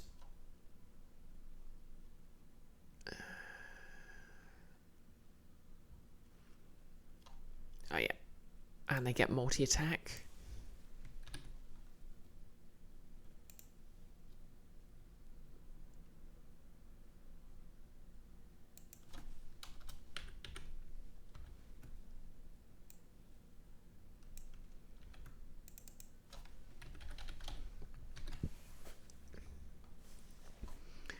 Okay, cool. Add use to all the armour because I'm British like that.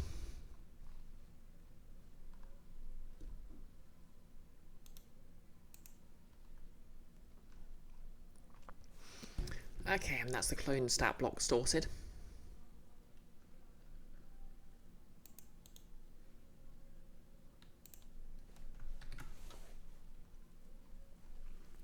So yeah, that's the entire middle and lower floor sorted. So now it's just a matter of getting the upper floor sorted and sorting out the puzzles and distributing loot. And I can declare this finished.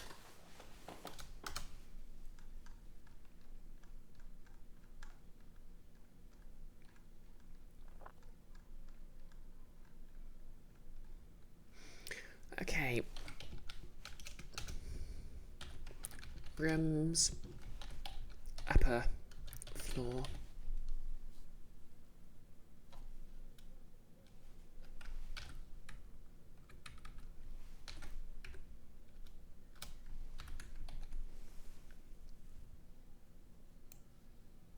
So just scroll up to where I'd put the map. So we have the decontamination room, the secure workshop, and the contingency room.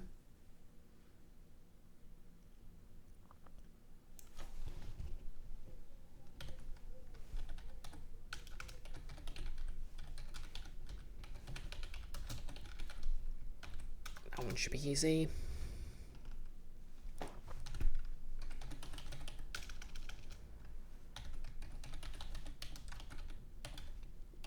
Secure workshop. And the contingency room.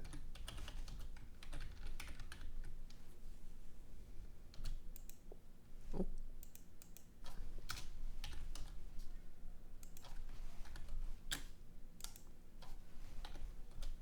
So the contingency room is actually quite easy. But we'll just get a description for it done.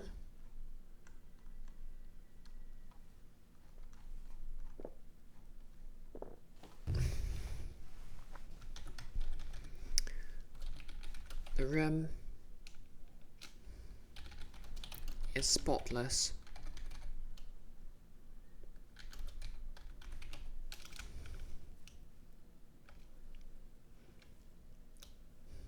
Oh, yeah. Before you is an almost completely empty room.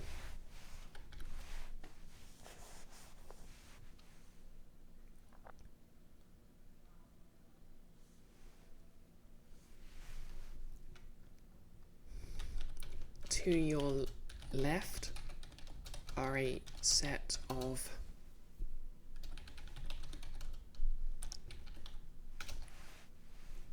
clothes hooks with a single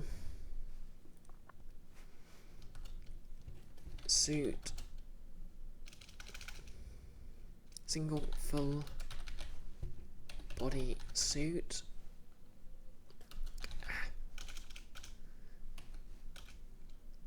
for a medium. Wait, that's a bit dry. Hang from it. No need to overload the players with too much information.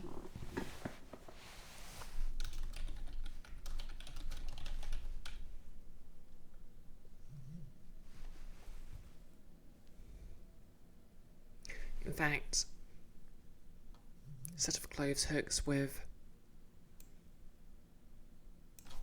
torn full body suits from them. In front of you is a great window.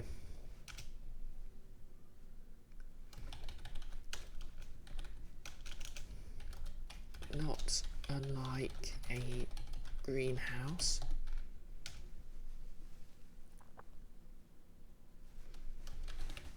Beyond which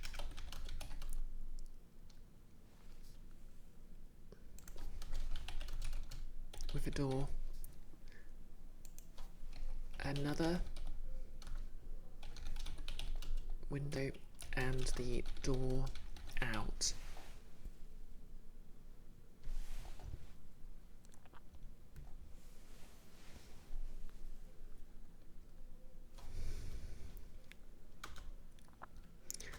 Okay, good.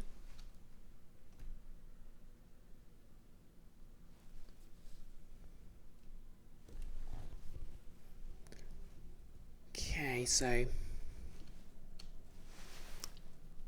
what would the name for this bit be?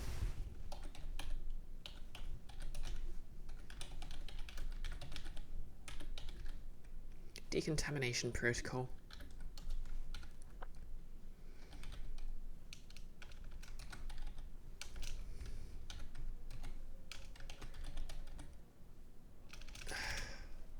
Why does this keep happening? Entering the section off portion in the middle and trying to open the door on the other side activates the decontamination room trap. Page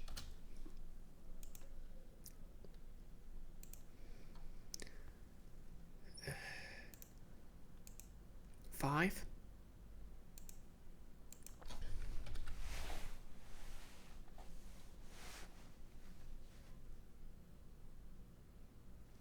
Yep, that's good. Oh, sectioned off.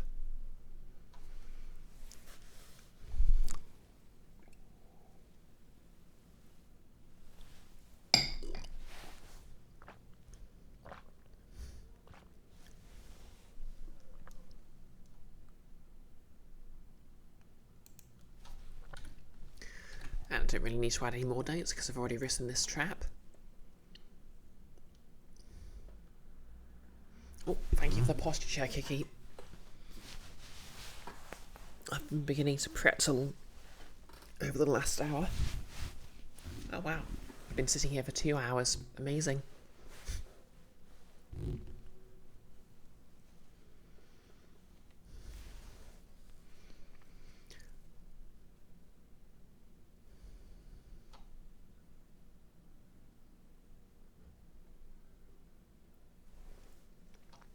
Sitting still for 2 hours, what's that like?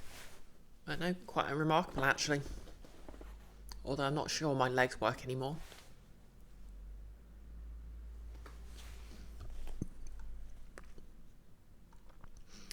So yeah, this trap's already been sorted.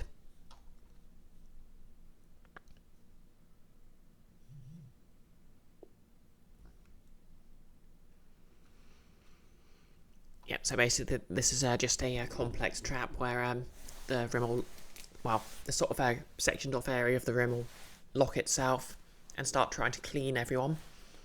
But unfortunately the cleaning chemicals have decayed a bit since the last time it was used, and they're kind of highly corrosive and toxic.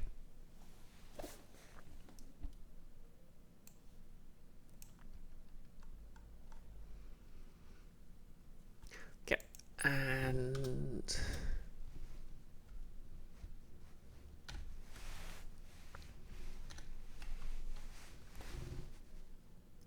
yeah, I did mention the suits, so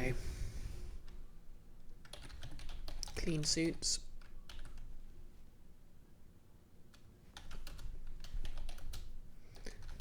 The suits to the side are mostly torn and useless. However, a DC 15 investigation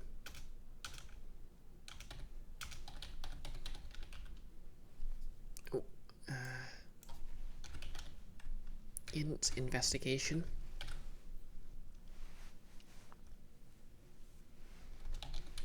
will allow a character to find somewhat intact suits. These will give any party member wearing them resistance to acid and poison damage, but they will tear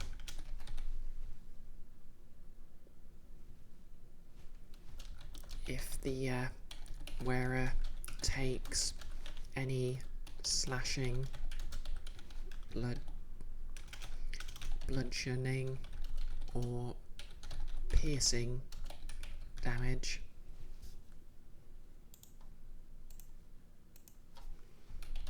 And become useless. So yeah, protective gear that's not really designed as armour, and sort of can protect from physical damage in a sacrificial way.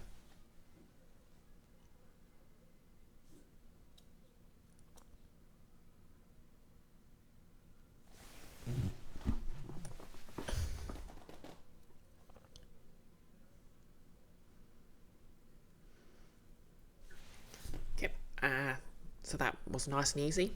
Next up is the secure workshop. Secure workshop.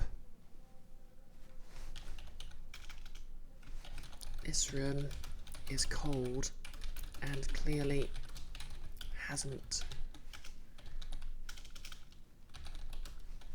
cold and dusty, hasn't been used in some time.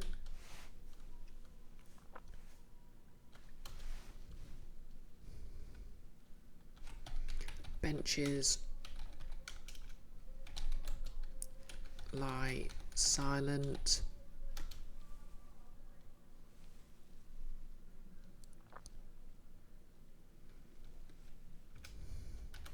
But as you enter, there's a hiss and a puff as gas lights ignite.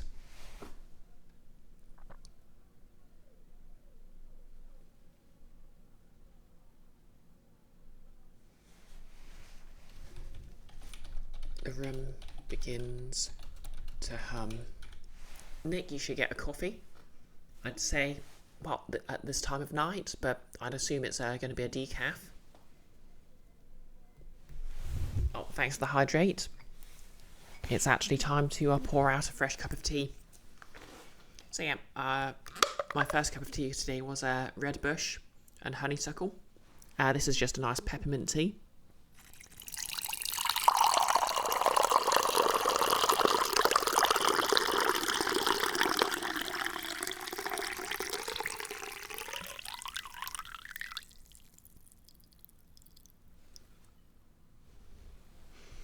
Plus, you wouldn't be going to sleep for another 7 hours anyway. Fair enough then. That's the good stuff. The world is cold, but tea is nice and warm. I mean, I suppose there's kind of an irony to making something mint flavoured warm, but you know what I mean.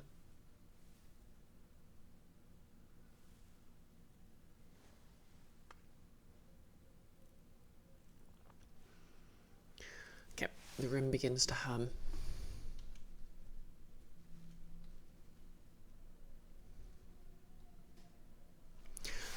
This room is cold and dusty, and clearly hasn't been used in some time. Benches lie silent, but as you enter, there's a hiss and a puff as gas lights ignite.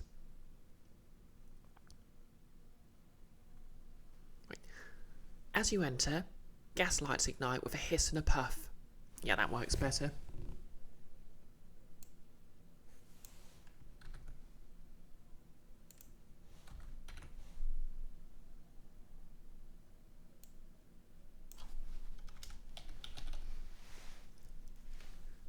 I mean, I don't know anything like what a traditional gas light is supposed to sound like when it's lit, but I assume it sounds like a gas oven or like a gas hob.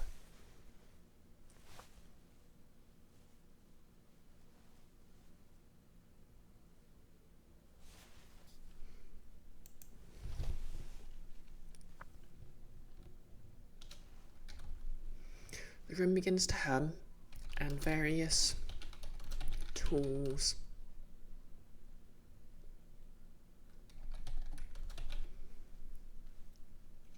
seem to vibrate.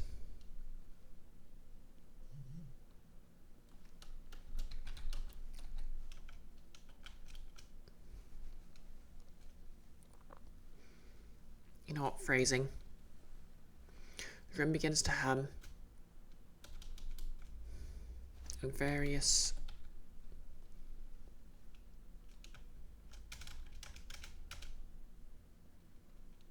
begins to hum as the tools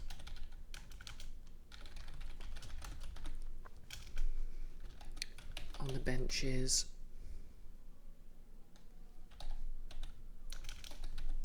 starts to awaken.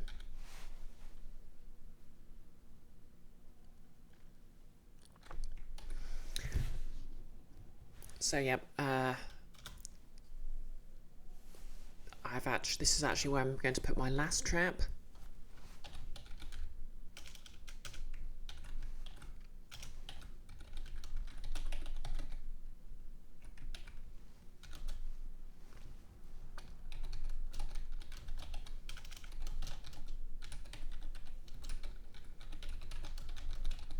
As soon as the party approach the benches, the tools in the workshop come to life and attack per the Haywire Tools Trap page. I'm not actually sure that's what I called it, but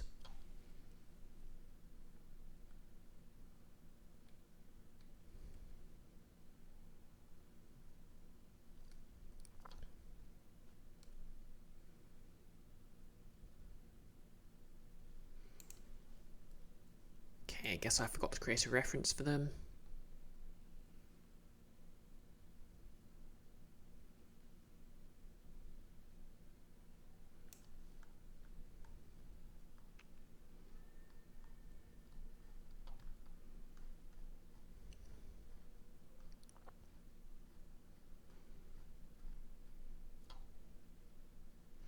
Here we are, workshop full of haywire tools.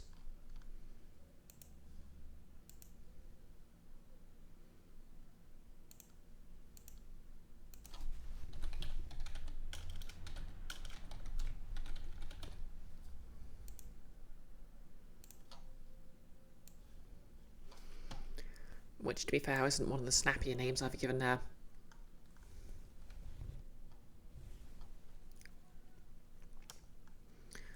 Trap in this, but, you know.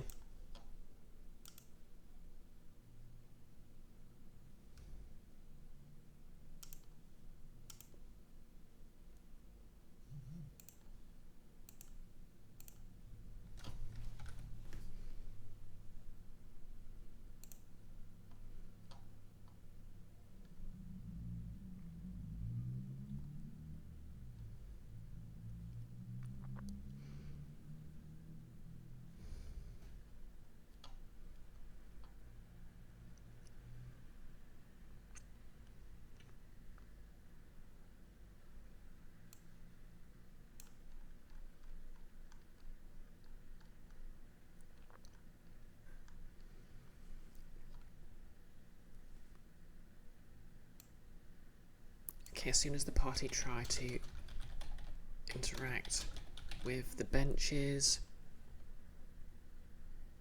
perfect. That way they'll be partially inside the workshop, so they can't just wait by the door.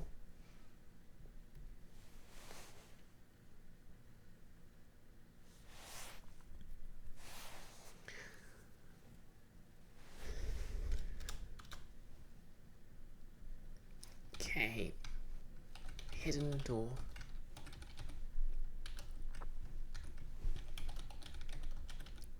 The door to the contingency room is carefully concealed. The path can learn about it immediately if they find the blueprint in the secure lab, but they can also discover it with a DC 20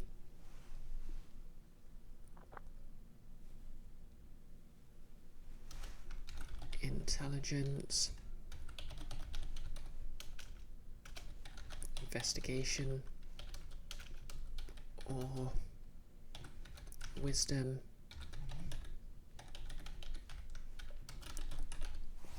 perception check.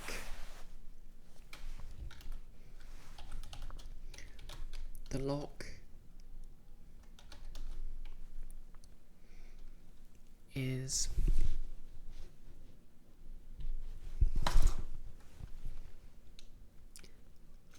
the door can only be opened with the password written on said blueprints.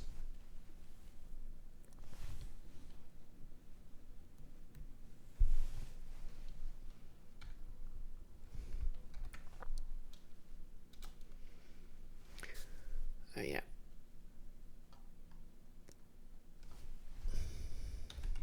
Pap Garum. So yeah, bit of background. Garum is the name of a fish sauce the Romans apparently used on everything. And it was basically made by literally fermenting fish guts. So, I guess to be fair, it's basically just Worcester sauce. And, well, its sort of generic name is Papagolonian fish sauce, hence Pap Garum.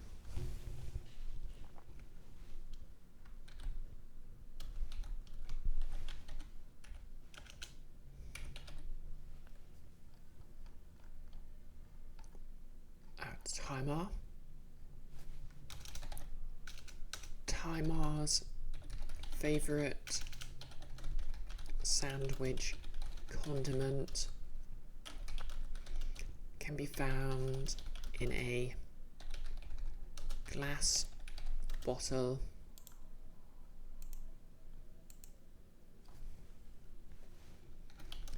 in a small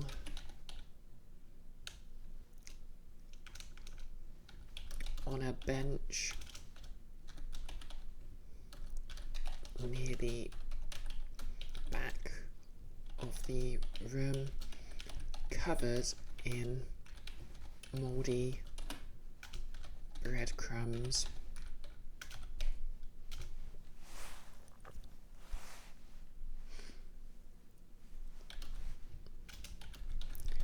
It is needed to solve the sandwich puzzle and gain access to the secure labs. Yep, so basically the plan here is the party will make it to the upper floor, make it to the secure workshop, and that'll give them a means to access the secure labs and encounter the final boss. As I keep saying, I've gone very Resident Evil with this sort of dungeon. The party sort of have to explore, and the means to access one part of the dungeon will be in another. Not quite Metroidvania, but yeah, structure-wise, I think like a Resident Evil style survival horror is very similar, if that makes sense.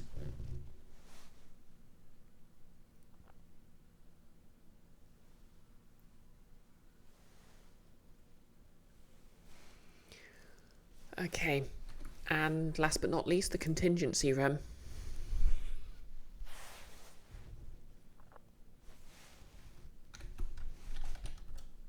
The entire room crackles with arcane energy.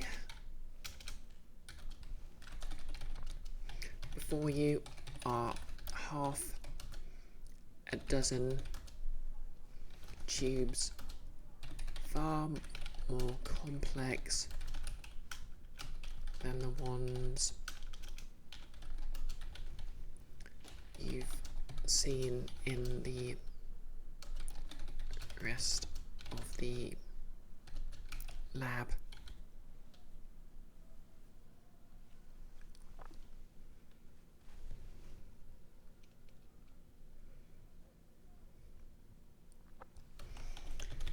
They are closed and filled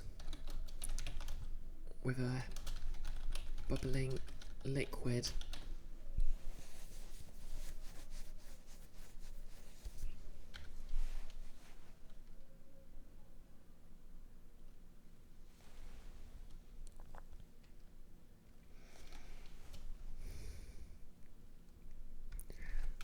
An altar of sorts sits in front of them,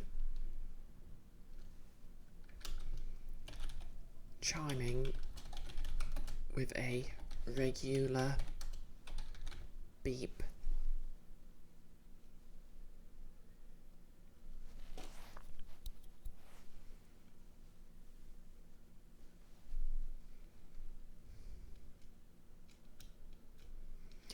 With a regular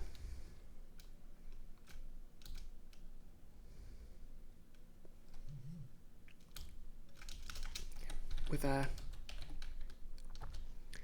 bell softly chiming at regular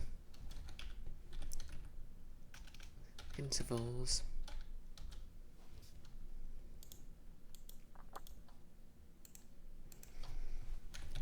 It seems intended to draw the attention of some long absent user.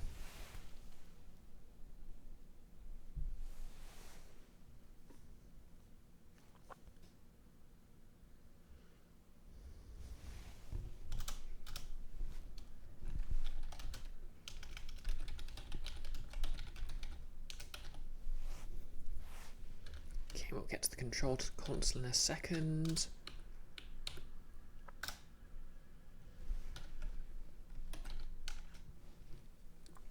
What do I call these? Just like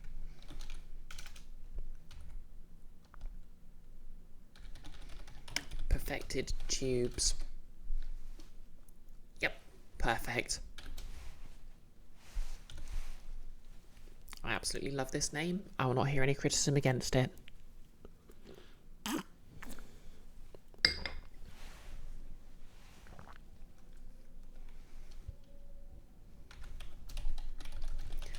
Seems that the creator of this lab succeeded at his ultimate goal. These seem to be fully functional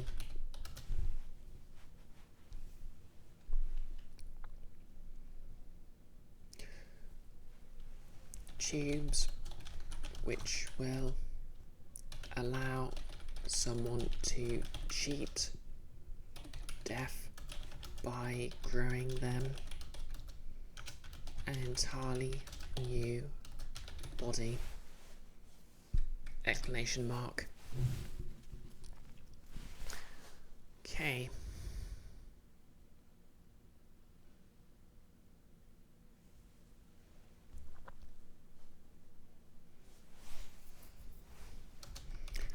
A character who so chooses can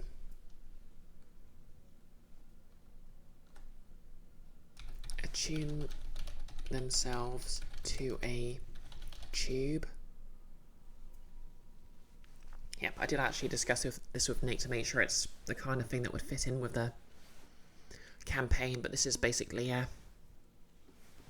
sort of the final reward.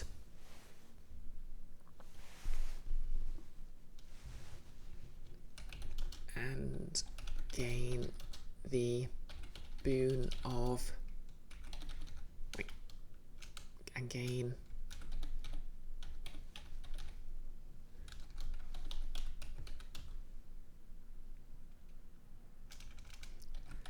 experimental boon.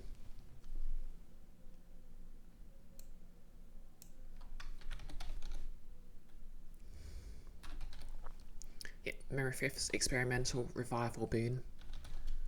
That fits in with this sort of general spell naming scheme.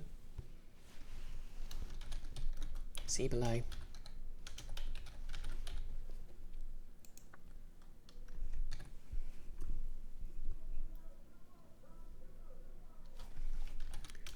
Control console. The altar in front of the tubes is a control system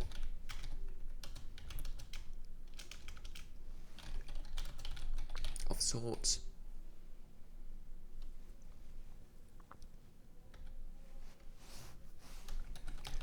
With a DC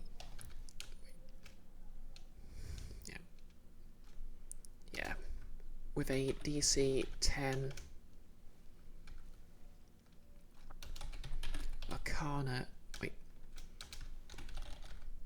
intelligence.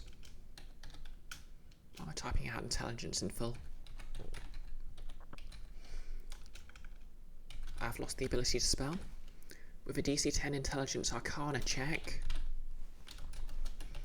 a character can attune themselves or another creature within 5 feet to a tube.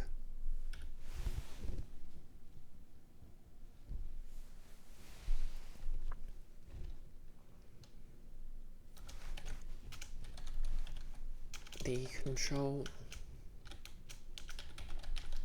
system will shut down when the tubes are activated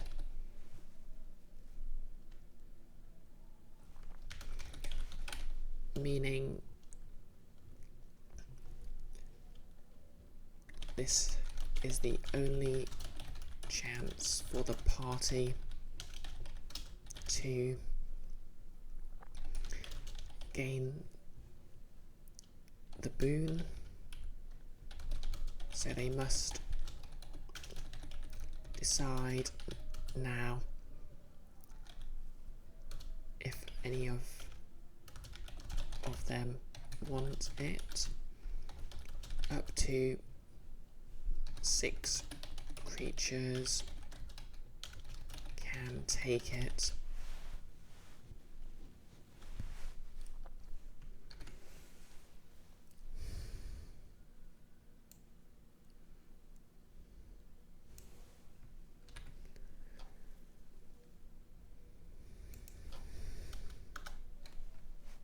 Okay, here we go.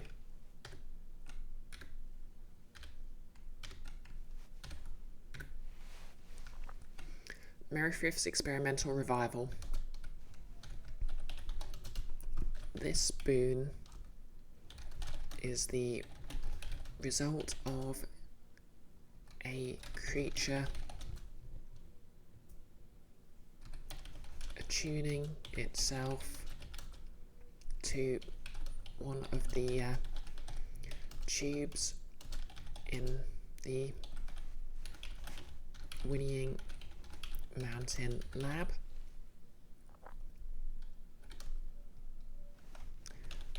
Should the creature die, then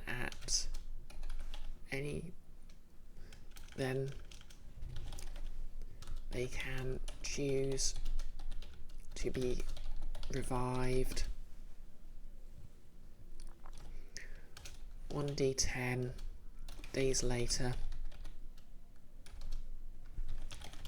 They will awaken in a cloned body in the tube and will have to leave. The body will not be the one they remember.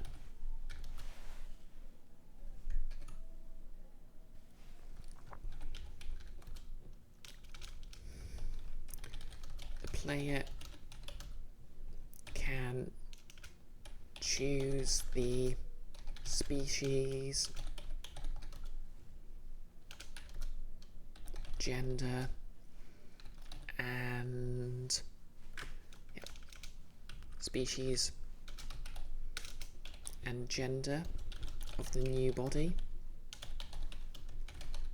although it cannot. Actually, I'll change the wording. The player can either choose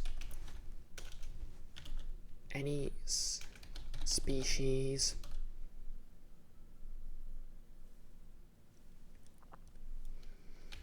other than their character's previous one, or roll randomly on the table for the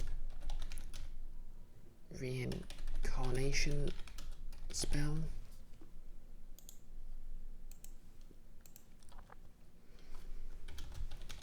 They may also change the choose the gender and other minor cosmetic aspects.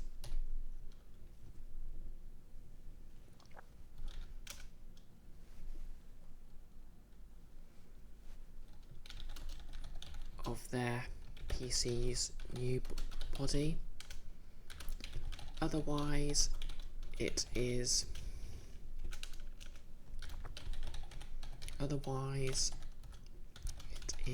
identical to the previous one, aside from a significant scar on their nose.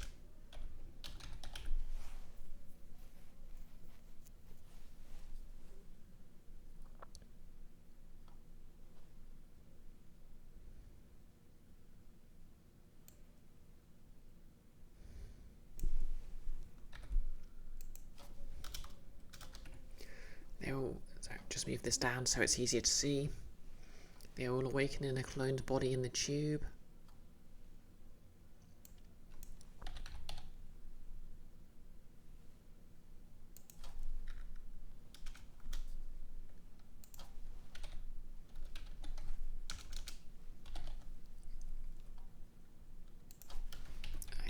Which will persist as a corpse.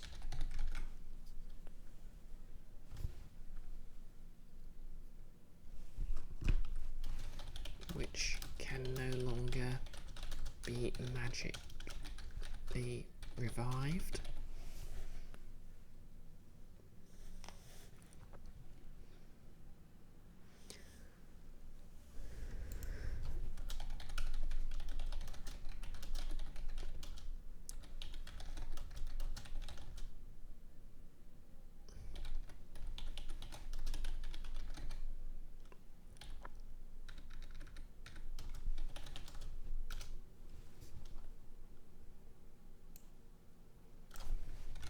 They check their pockets,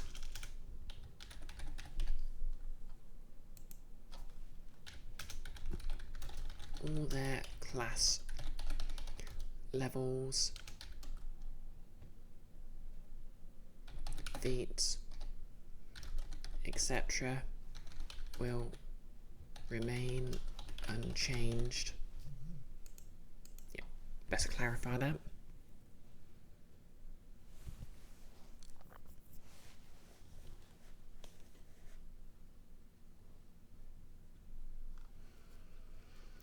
If they check their pockets, they will find a...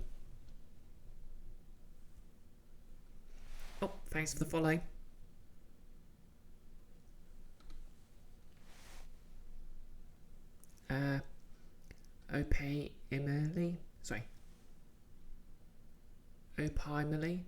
Opimally? Wow, I cannot pronounce anything today.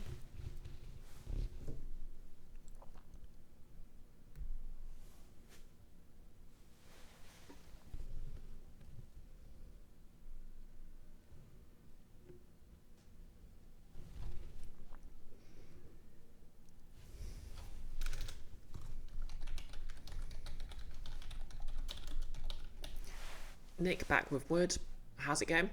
Well, I've got the last bit of the last area, so I'm just writing up the boon the players will get when they, if they complete the dungeon. We did actually discuss this a bit, but basically, it's they can achieve themselves to one of the cloning tanks. So if they die, they come back with the resurrection spell, well, the reincarnation spell. I've sort of made a couple of adjustments.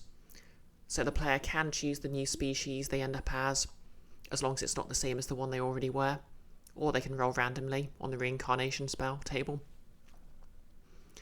And they can also change gender and minor cosmetic aspects, because, you know, maybe they'll find that to be interesting as part of the character story. And of course, it's going to get the signature scar of Merrififth Winififth clones, because that's just darkly funny to me.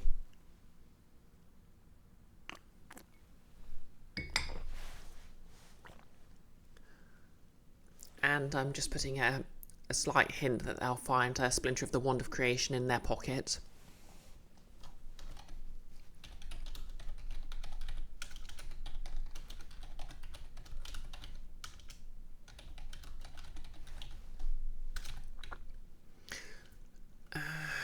I'm wondering if I should just put a rider that characters have no trouble proving who they are, but that could create a good RP moment, so I think I'll sort of let that bridge get burnt when it comes to it, but yep. Mirrorthrift's experimental revival. This boon is the result of a creature attuning itself to one of the tubes in the Whinnying Mountain lab. Should the creature die, then they can choose to be revived 1d8 days later. Their new body will not be the one they remember, which will persist as a corpse which can no longer be magically revived. The player can either choose any species other than their character's previous one, or roll randomly on the table for the reincarnation spell. They may also choose the gender and other monocosmetic aspects of their PC's new body. Otherwise, it is identical to the previous, aside from a significant scar on their nose. They will awaken in the cloned body in the tube wearing the same drab robes as their previous clones. All their class levels, feats, etc. will remain unchanged. If they check their pockets, they will find a small splinter of wood which radiates intense magical energy.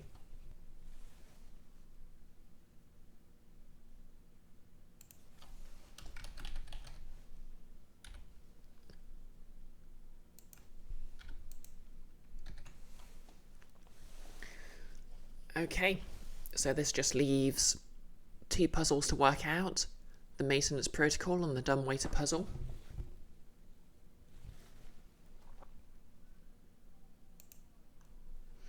And loot distribution. One thing I'm going to do is I'm going to re-roll the 2.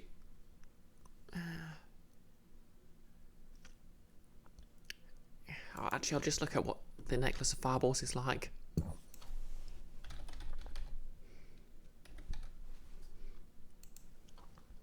Because I feel like it's already come up as treasure.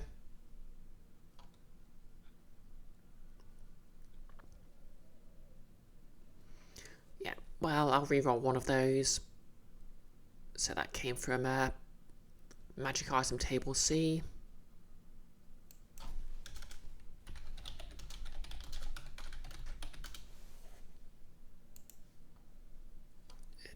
Magic Item Table C. Okay, let's just roll in a fresh D100 then.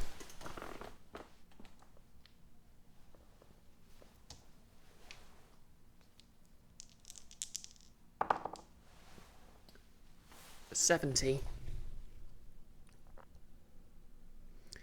Okay, so that's 68 to 72. A spell scroll of 5th level.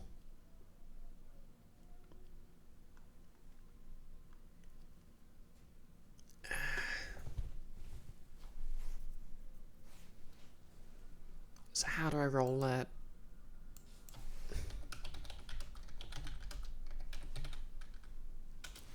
Okay.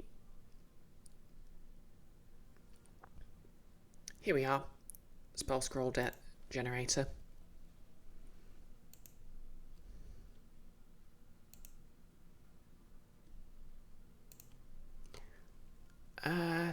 Dream. Dream sounds good.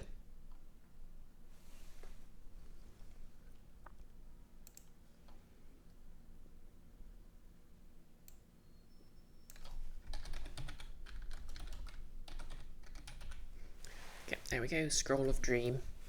That'll be an interesting spell.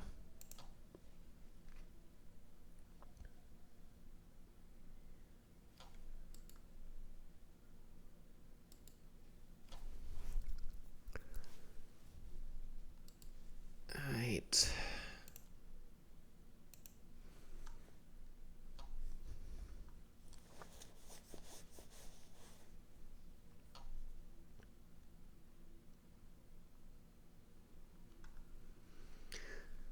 Okay, so maintenance protocol is how to unlock the door to the upper labs.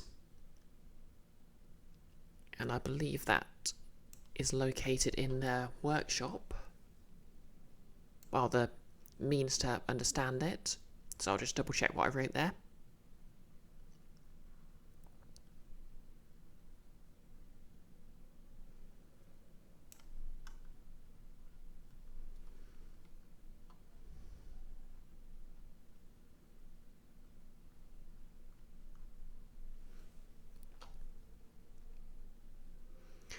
Here we are at desk.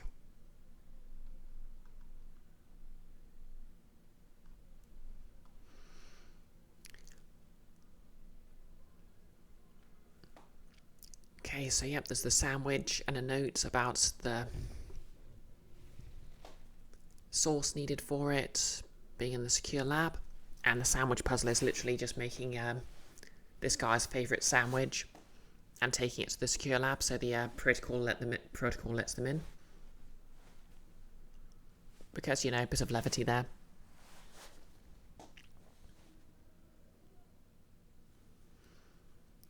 Okay, in a journal, Tamar Midley laments that he's not able to spend as much time as he was planning on his project, instead working on Merith's contingency tanks, despite not getting the results he wants anyway. They can find the blueprints for a device which strongly resembles the one within Guinness, which appears to be ancient, going back to the days of the Empire. Detailed notes on the tanks. They can make the same rolls mentioned in the corridors, again if they already failed it. Okay, so nothing about...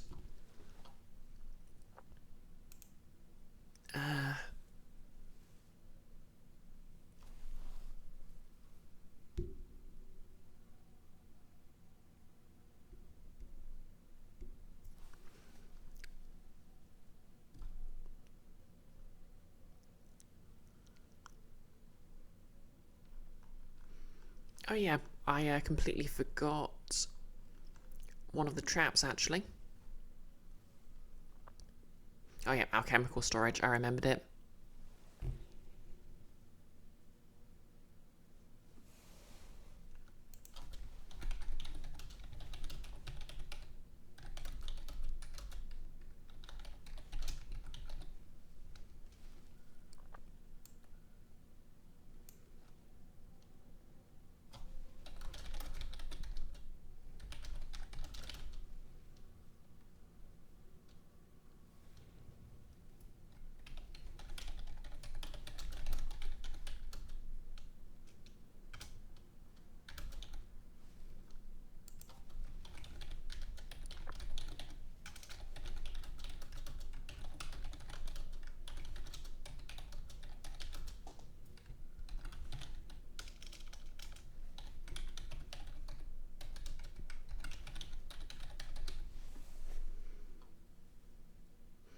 I think they're called universal antidotes anyway.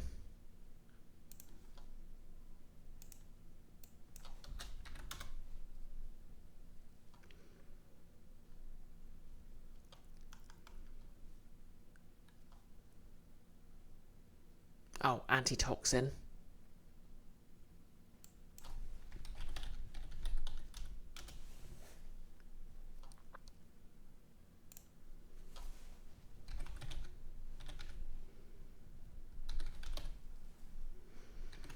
Okay. So yeah, puzzle. I'm going for a sort of a Resident Evil aesthetic, so this has to be something kind of arbitrary and a little ridiculous that gives you a bit of flavour on the kind of person who built it. Definitely something use related.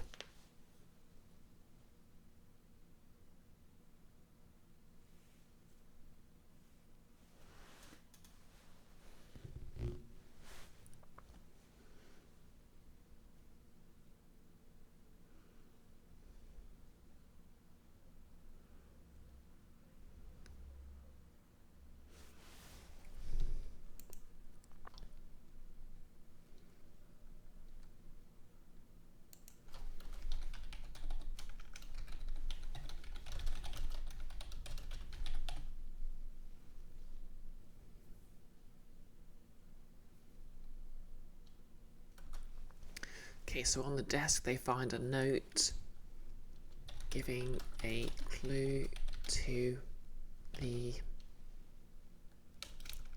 how to open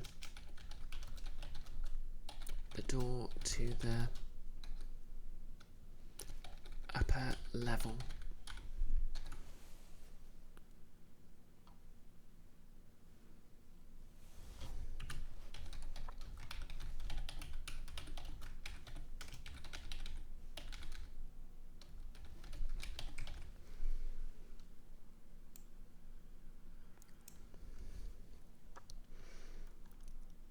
Okay, Mason's protocol.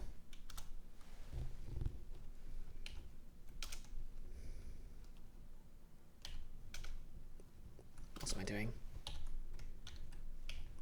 In the workshop, the players find the following note.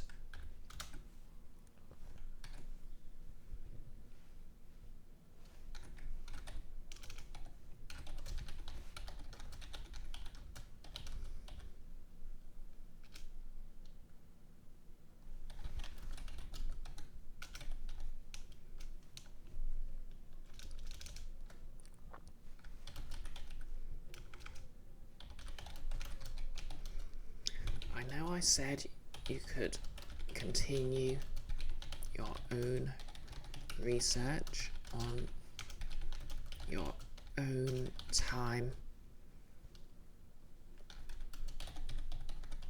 in between what I hired you for, but keep everything clean.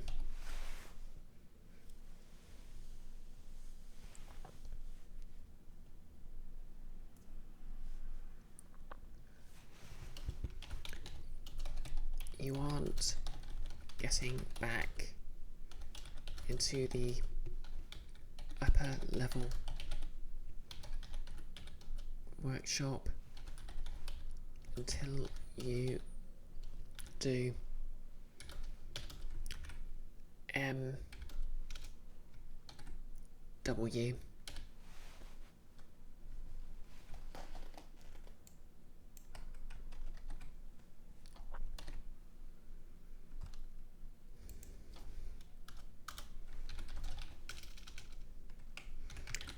On the walls of all the labs, including, I say, all of the rooms in the middle and lower floor, are signs on proper lab maintenance.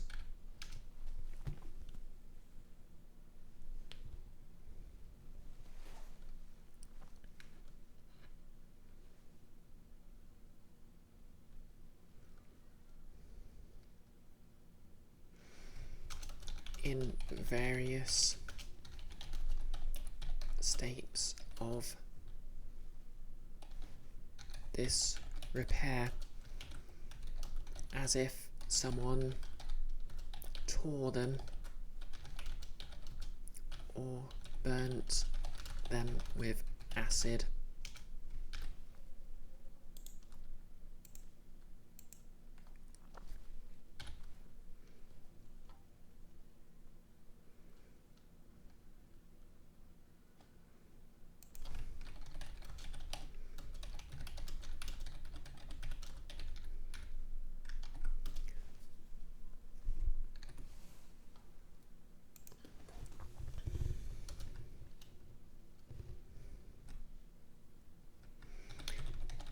Different fragments of the cleaning protocol are available in each room.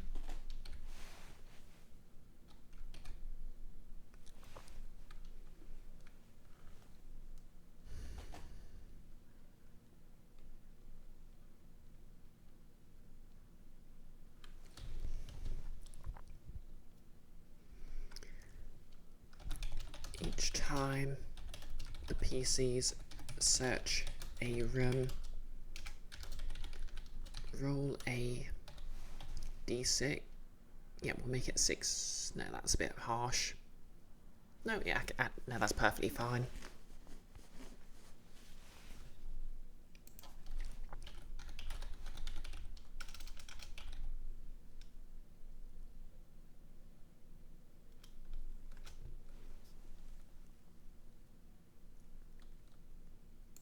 Every room of the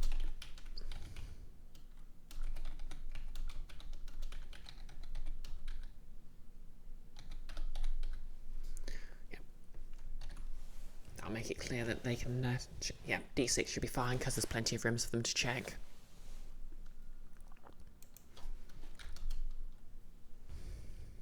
Roll a D6.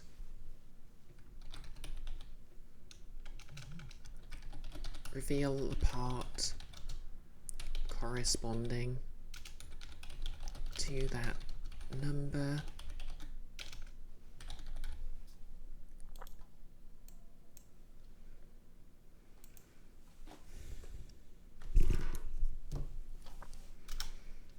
So we'll just use a numbered list here.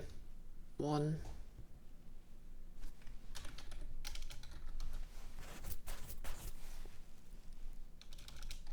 Measure 2 parts.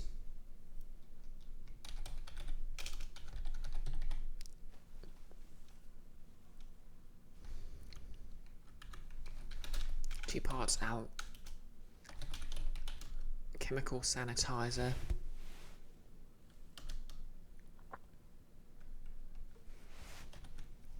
Y.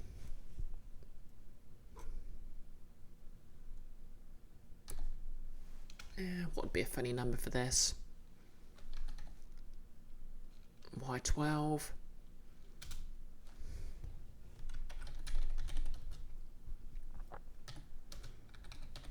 Measure 3 parts. Domestic cleaner.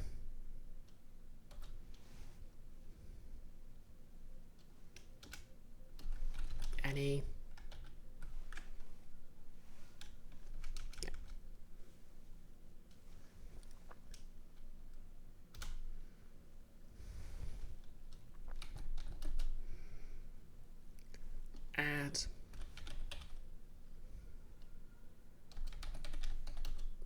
Add both parts to another container, 1 part at a time.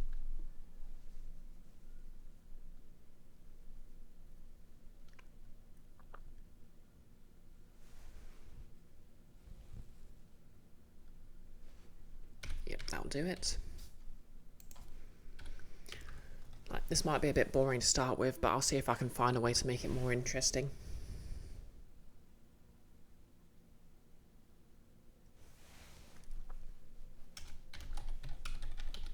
Starting with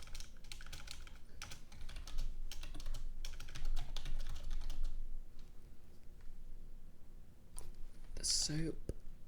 Yeah, I'll just call it soap. Actually, no. Would this guy be pretentious enough to say domestic cleaner? Yes, he would.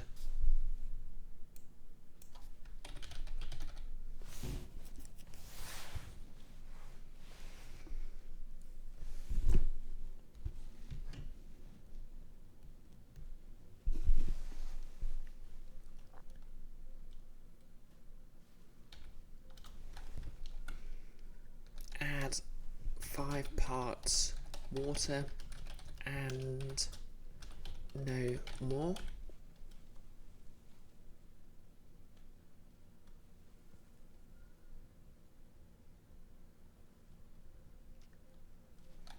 Stir well.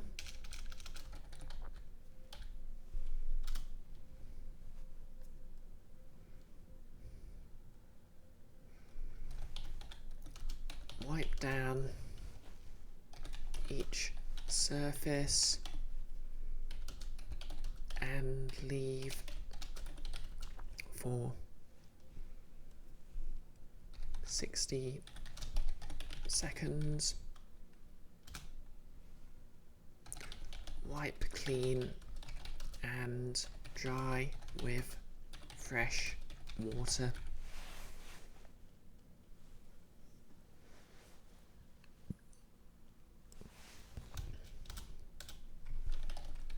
The PCs have to clean the door to the upper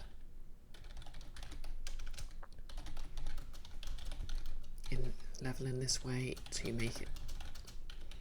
Yeah, basically what I'm going for here is all of the sort of lockdown and security measures because the sort of artificer and the wizard who are running the lab sort of started getting on each other's nerves and deliberately sort of getting in each other's way, which sort of created the puzzles and stuff. Well, which sort of led to the lab breaking down.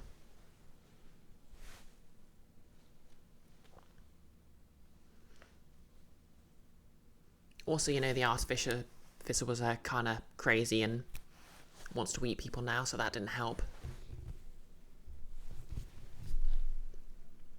Well, not really crazy, just selfish. Craziness seldom makes people makes people a danger to other people. But the promise of Pab, if you eat people, might just make someone eat people if they're the right kind of jerk.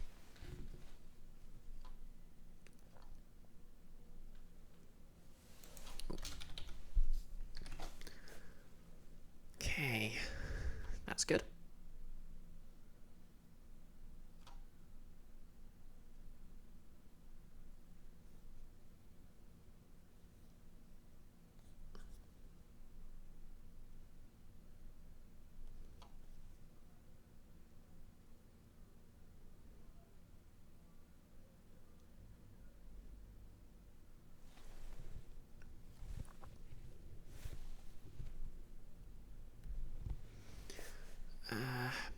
Okay, dumbwaiter puzzle.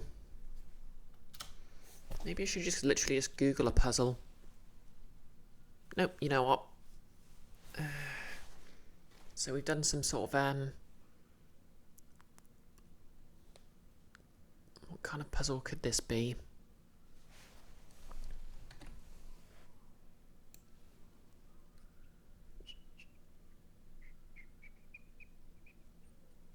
Okay, this is in the kitchen, I believe.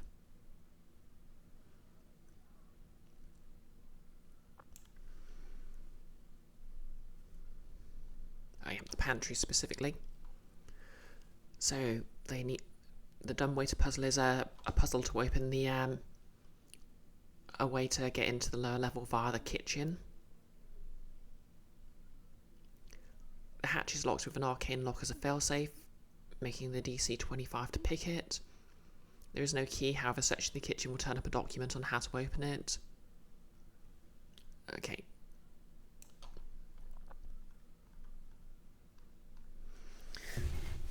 Keith, a Tower of Hanoi. No. Come on, that's not cool. Every student of programming ever is deeply traumatized by the Tower of Hanoi. Why would you say that? How's it going? Right, shout out to Keith, aka KNSD.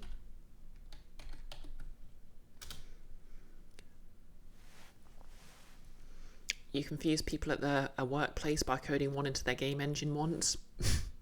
You're a monster. Yep. He's running a very cool Lancer campaign, which I'm in. But it's very good despite that.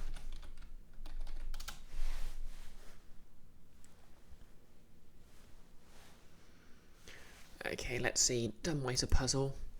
So I've done a simple find the object puzzle. I've done a work out how to assemble this sandwich puzzle. What other puzzle could we have here?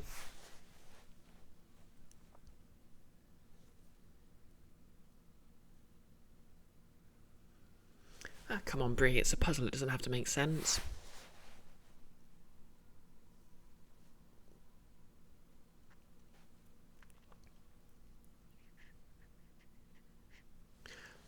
Puzzle. Do I have my copy of Tasha's here? No, I don't. Oddly enough, I do have my copy of the Lancer rulebook right here.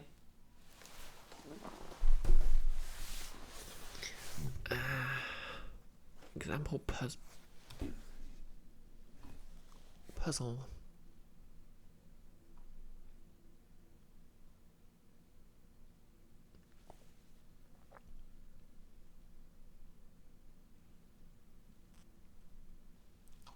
Oh yeah, I guess it will just be a Yeah, let's just have a nice riddle.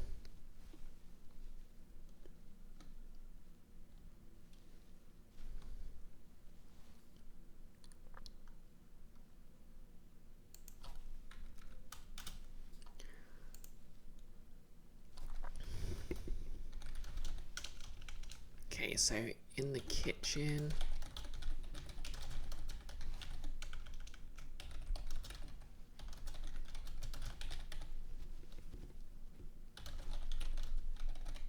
Find a note which reads,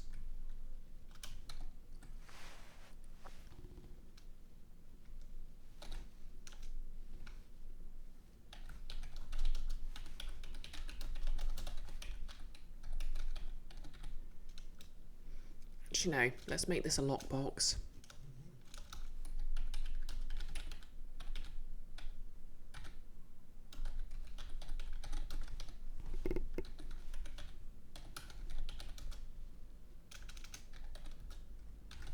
Yeah, that's it.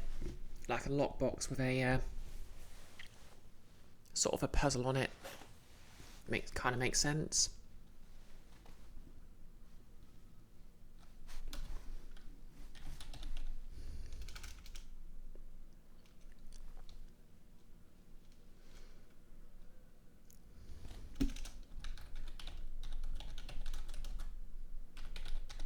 Along with a note.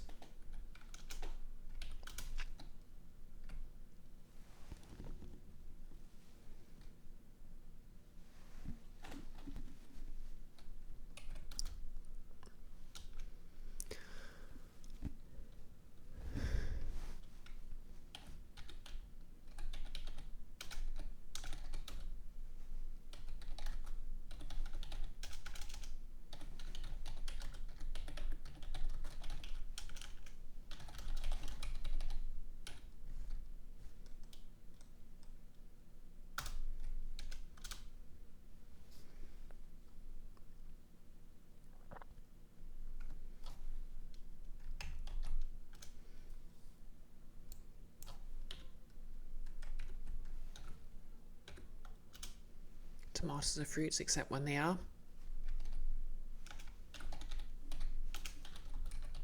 Herbs are leaves. And spices are not.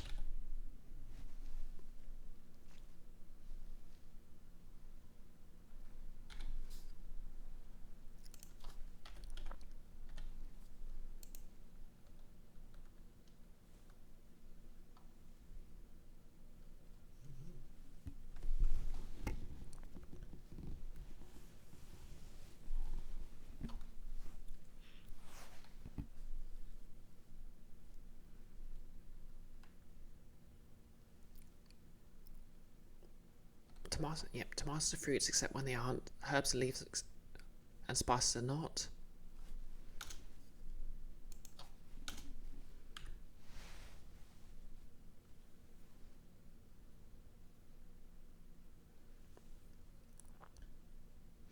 Yeah, so basically the answer I'm going for here is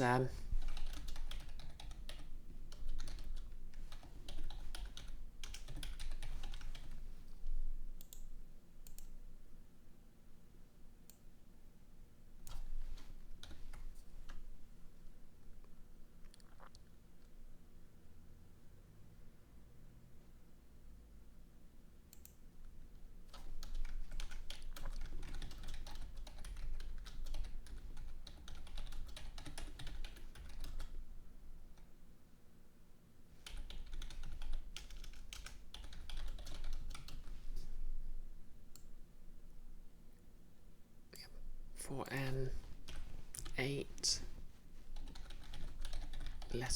word. Okay, how do I make this rhyme?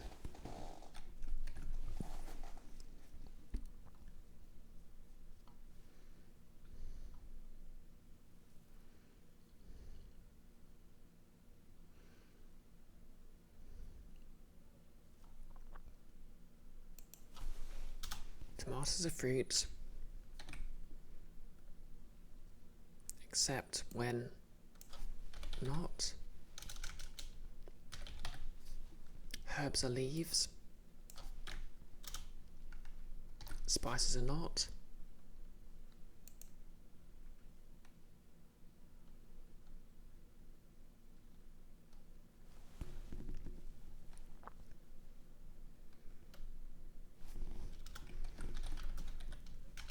When is this true? That you're not. Yep, that'll do it. Tomatoes are fruits, except when they're not. Herbs are leaves, spices are not. When is this true? That's your lot. Because, yeah, that's just sort of, I think, sort of arcane enough in the mundane sense to be a sort of puzzle they'll have to think about. Because in culinary terms, tomatoes are vegetables, even though botanically speaking they're fruits. And the definition for herbs and spices is extremely arbitrary and also a culinary definition.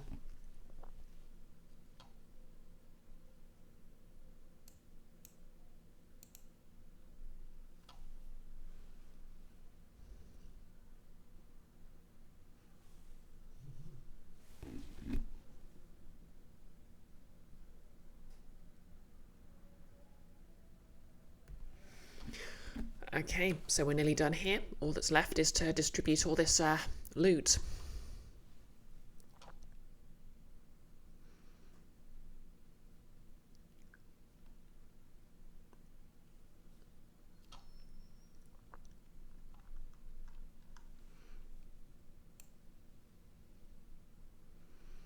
So I'll just bring up the map here. That should be a... Okay, so I'll put some of this in the pantry and the kitchen. I don't think I'll put any of it in the sort of a common area, residential or unsecure lab. So maybe I should. Because I feel like the party won't particularly want to feel like they're stealing from the people living in the middle area. If only because, well, that might make things more interesting, actually.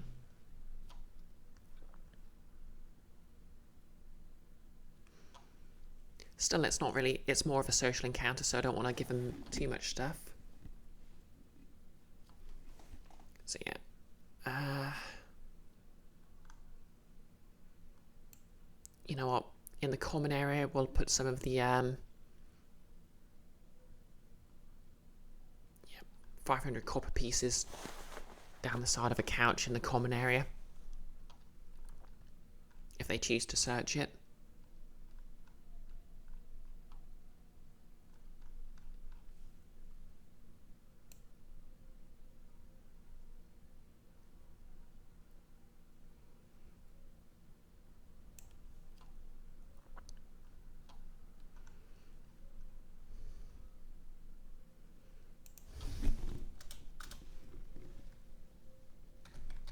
Sofas with a successful, if any of the PCs chooses to check, they will find 500 CP in loose change down the sides of the seats in the common area. Yep, that's good.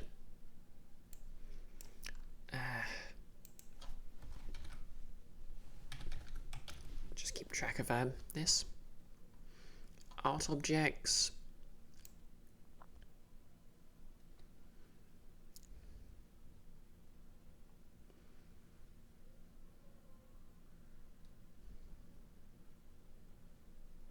You know what? I'll make that the kitchen. So they can just be fancy cooking. Nah. That's a bit...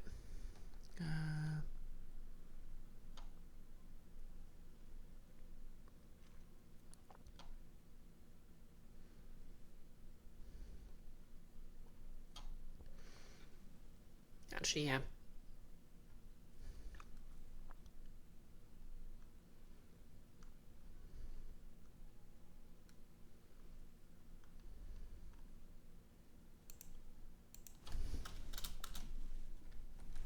I keep an eye out.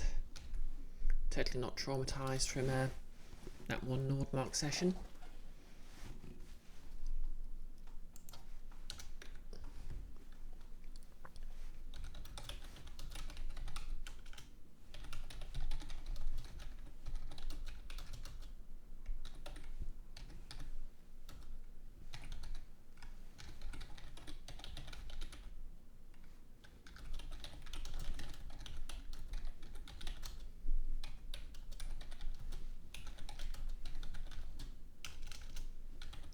So they can just find the art items dropped in the corridors.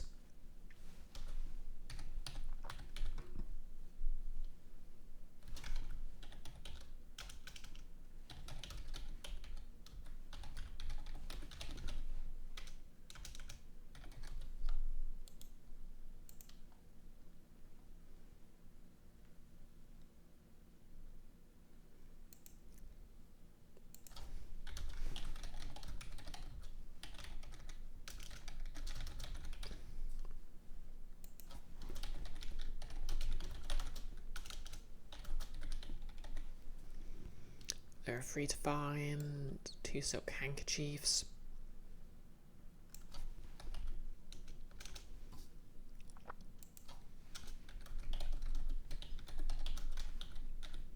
And a wooden mirror set in a painted frame. Yep, perfect.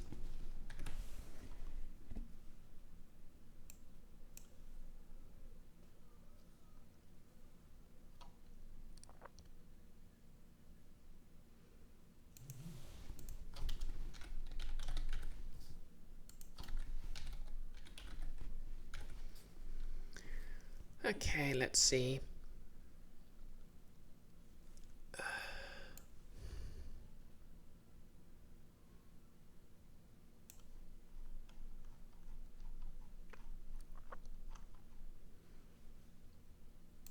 We've got 4 magic items, so where will we put those? Okay, the necklace of fireballs. We'll put these all on the lower levels. Because, you know, they should be working for him. Okay, so, well, the scroll is probably the best place for the best placed in the library, so I'll put it there.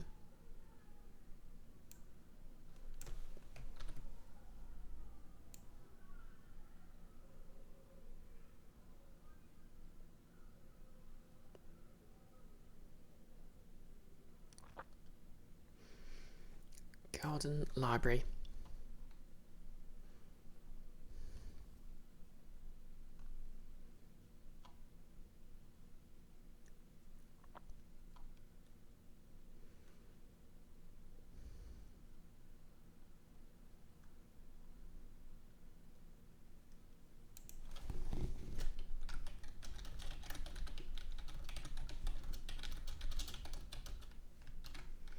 Scroll of Dream. Yep, perfect.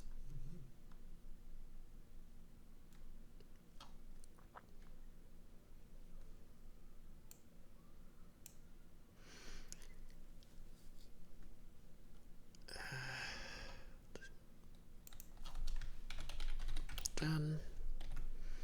Oil of Etherealness.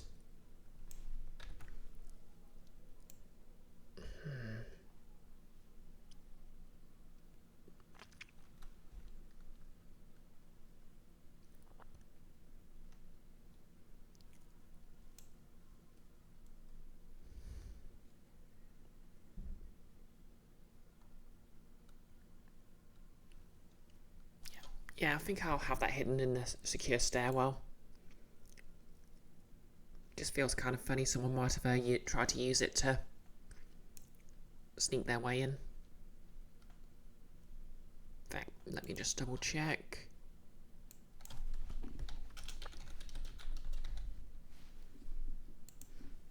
What does the Etheronus do? Cover a medium or smaller creature along with its equipment. Okay, and it causes the Etheronus spell.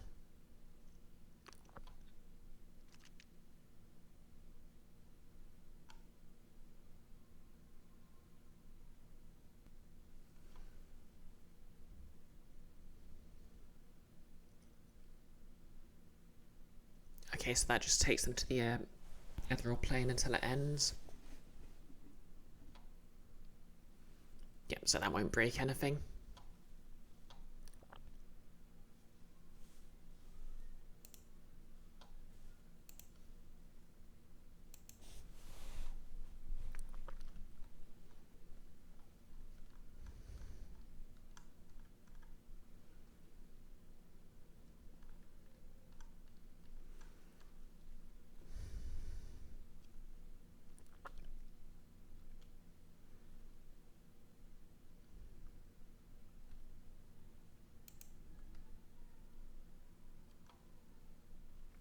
Yep, I'll actually put it in the decontamination room.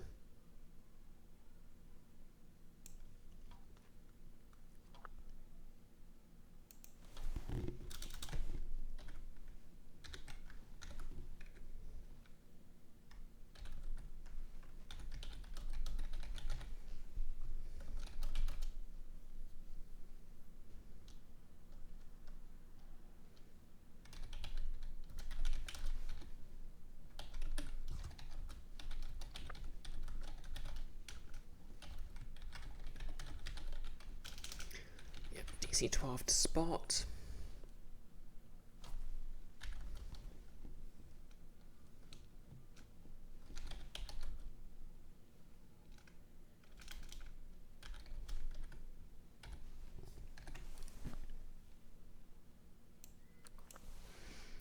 Okay, good.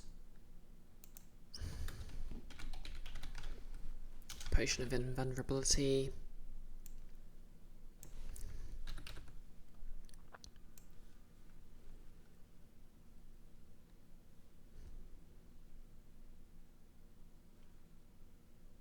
That feels like a very sort of lab sort of thing. Yeah, so we'll put that in the lab. As sort of a soft reward for beating the dungeon, more or less.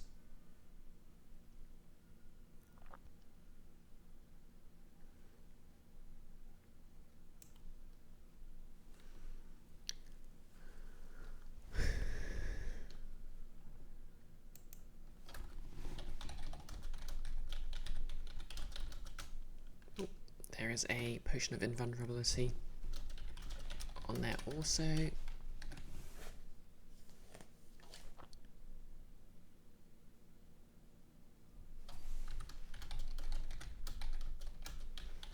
As well as a purse with 100 GP. Yep, that'll do it.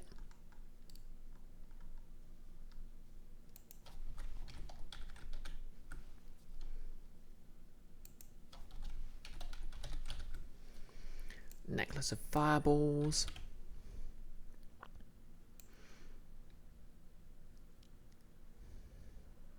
Yep, screw it, that's going in the garden. I don't care why.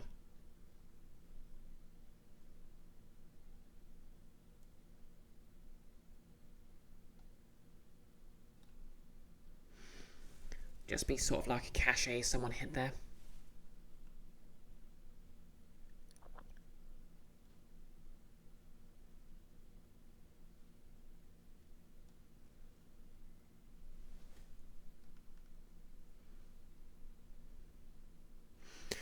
Sorry, by the way, everyone, I'm starting to flag a bit.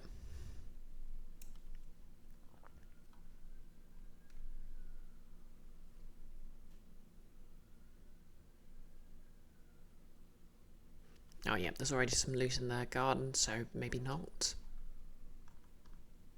Yep, I guess the workshop makes kind of more sense.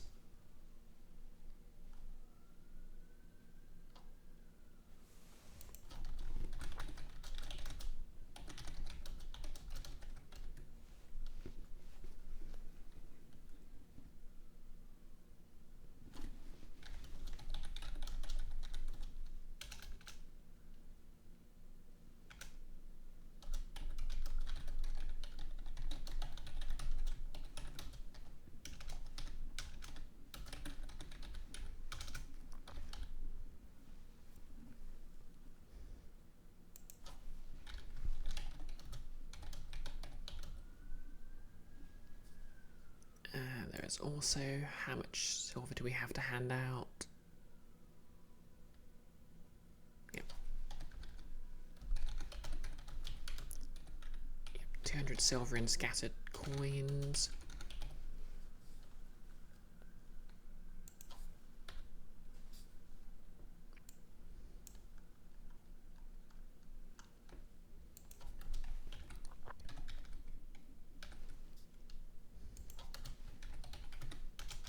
Done. Okay, so that just leaves 1000 SP and 2000 copper pieces.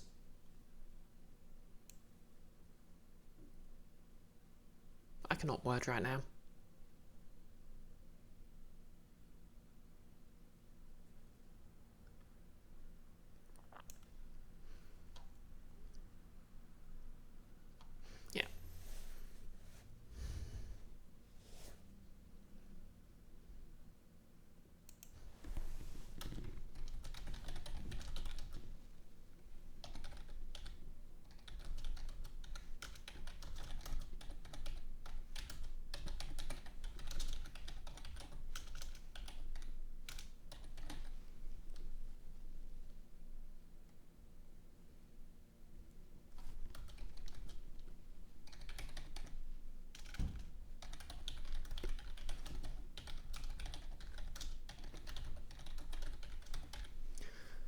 Yeah. That was easy. Yep, you solved the dungeon, have 1000 SP. Sure, why not? Okay, and another 2000 copper. Where didn't I particularly put much treasure?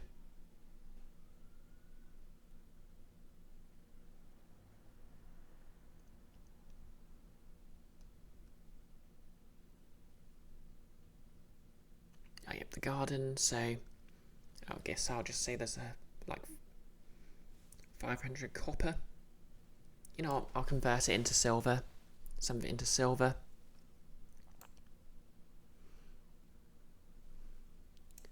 So 1000 copper is 100 silver.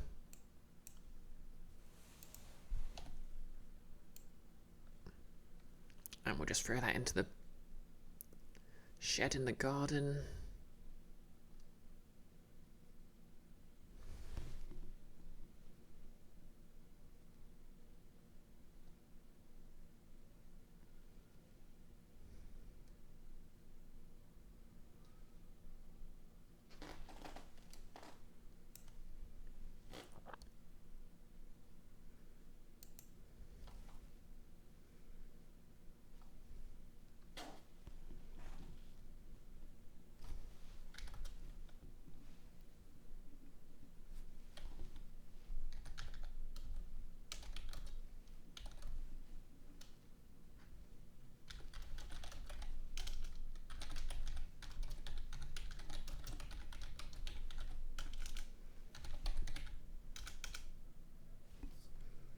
Yep. 100 SP is on the bench, spilled from a torn purse.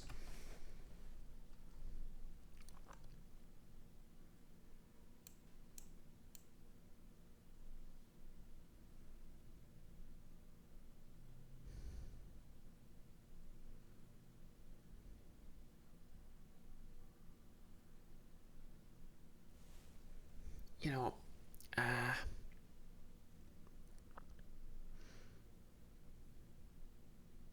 We'll make it 200 copper pieces and then another 70 silver. Because really, copper pieces aren't that fun to hand out.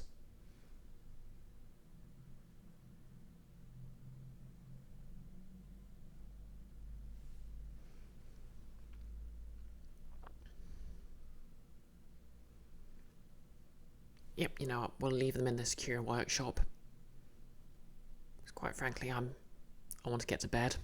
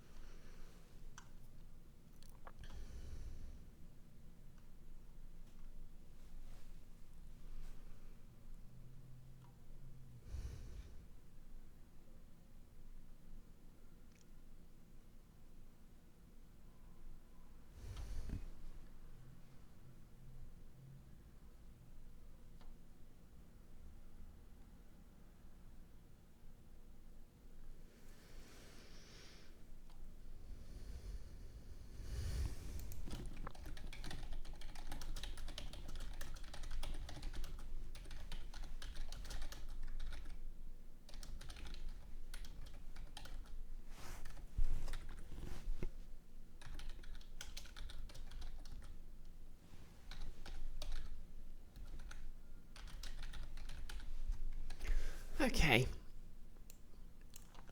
So yeah, that's it. Dungeon's complete.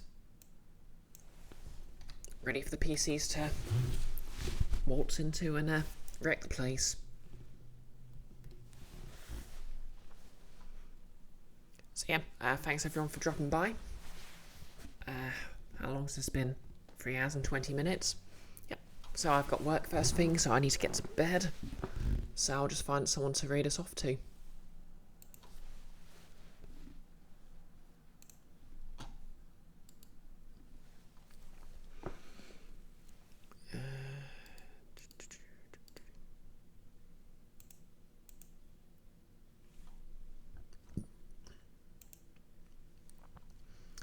So yeah, the Bunyip Man's playing Planet Zoo.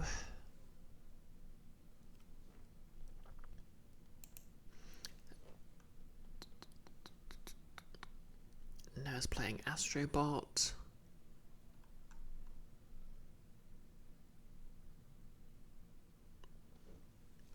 I mean, I already rated Noah on Monday, so...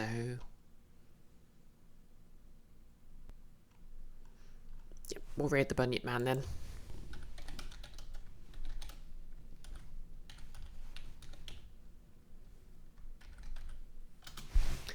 So yeah, tomorrow I'll be on, I think I'll be on Nick's channel.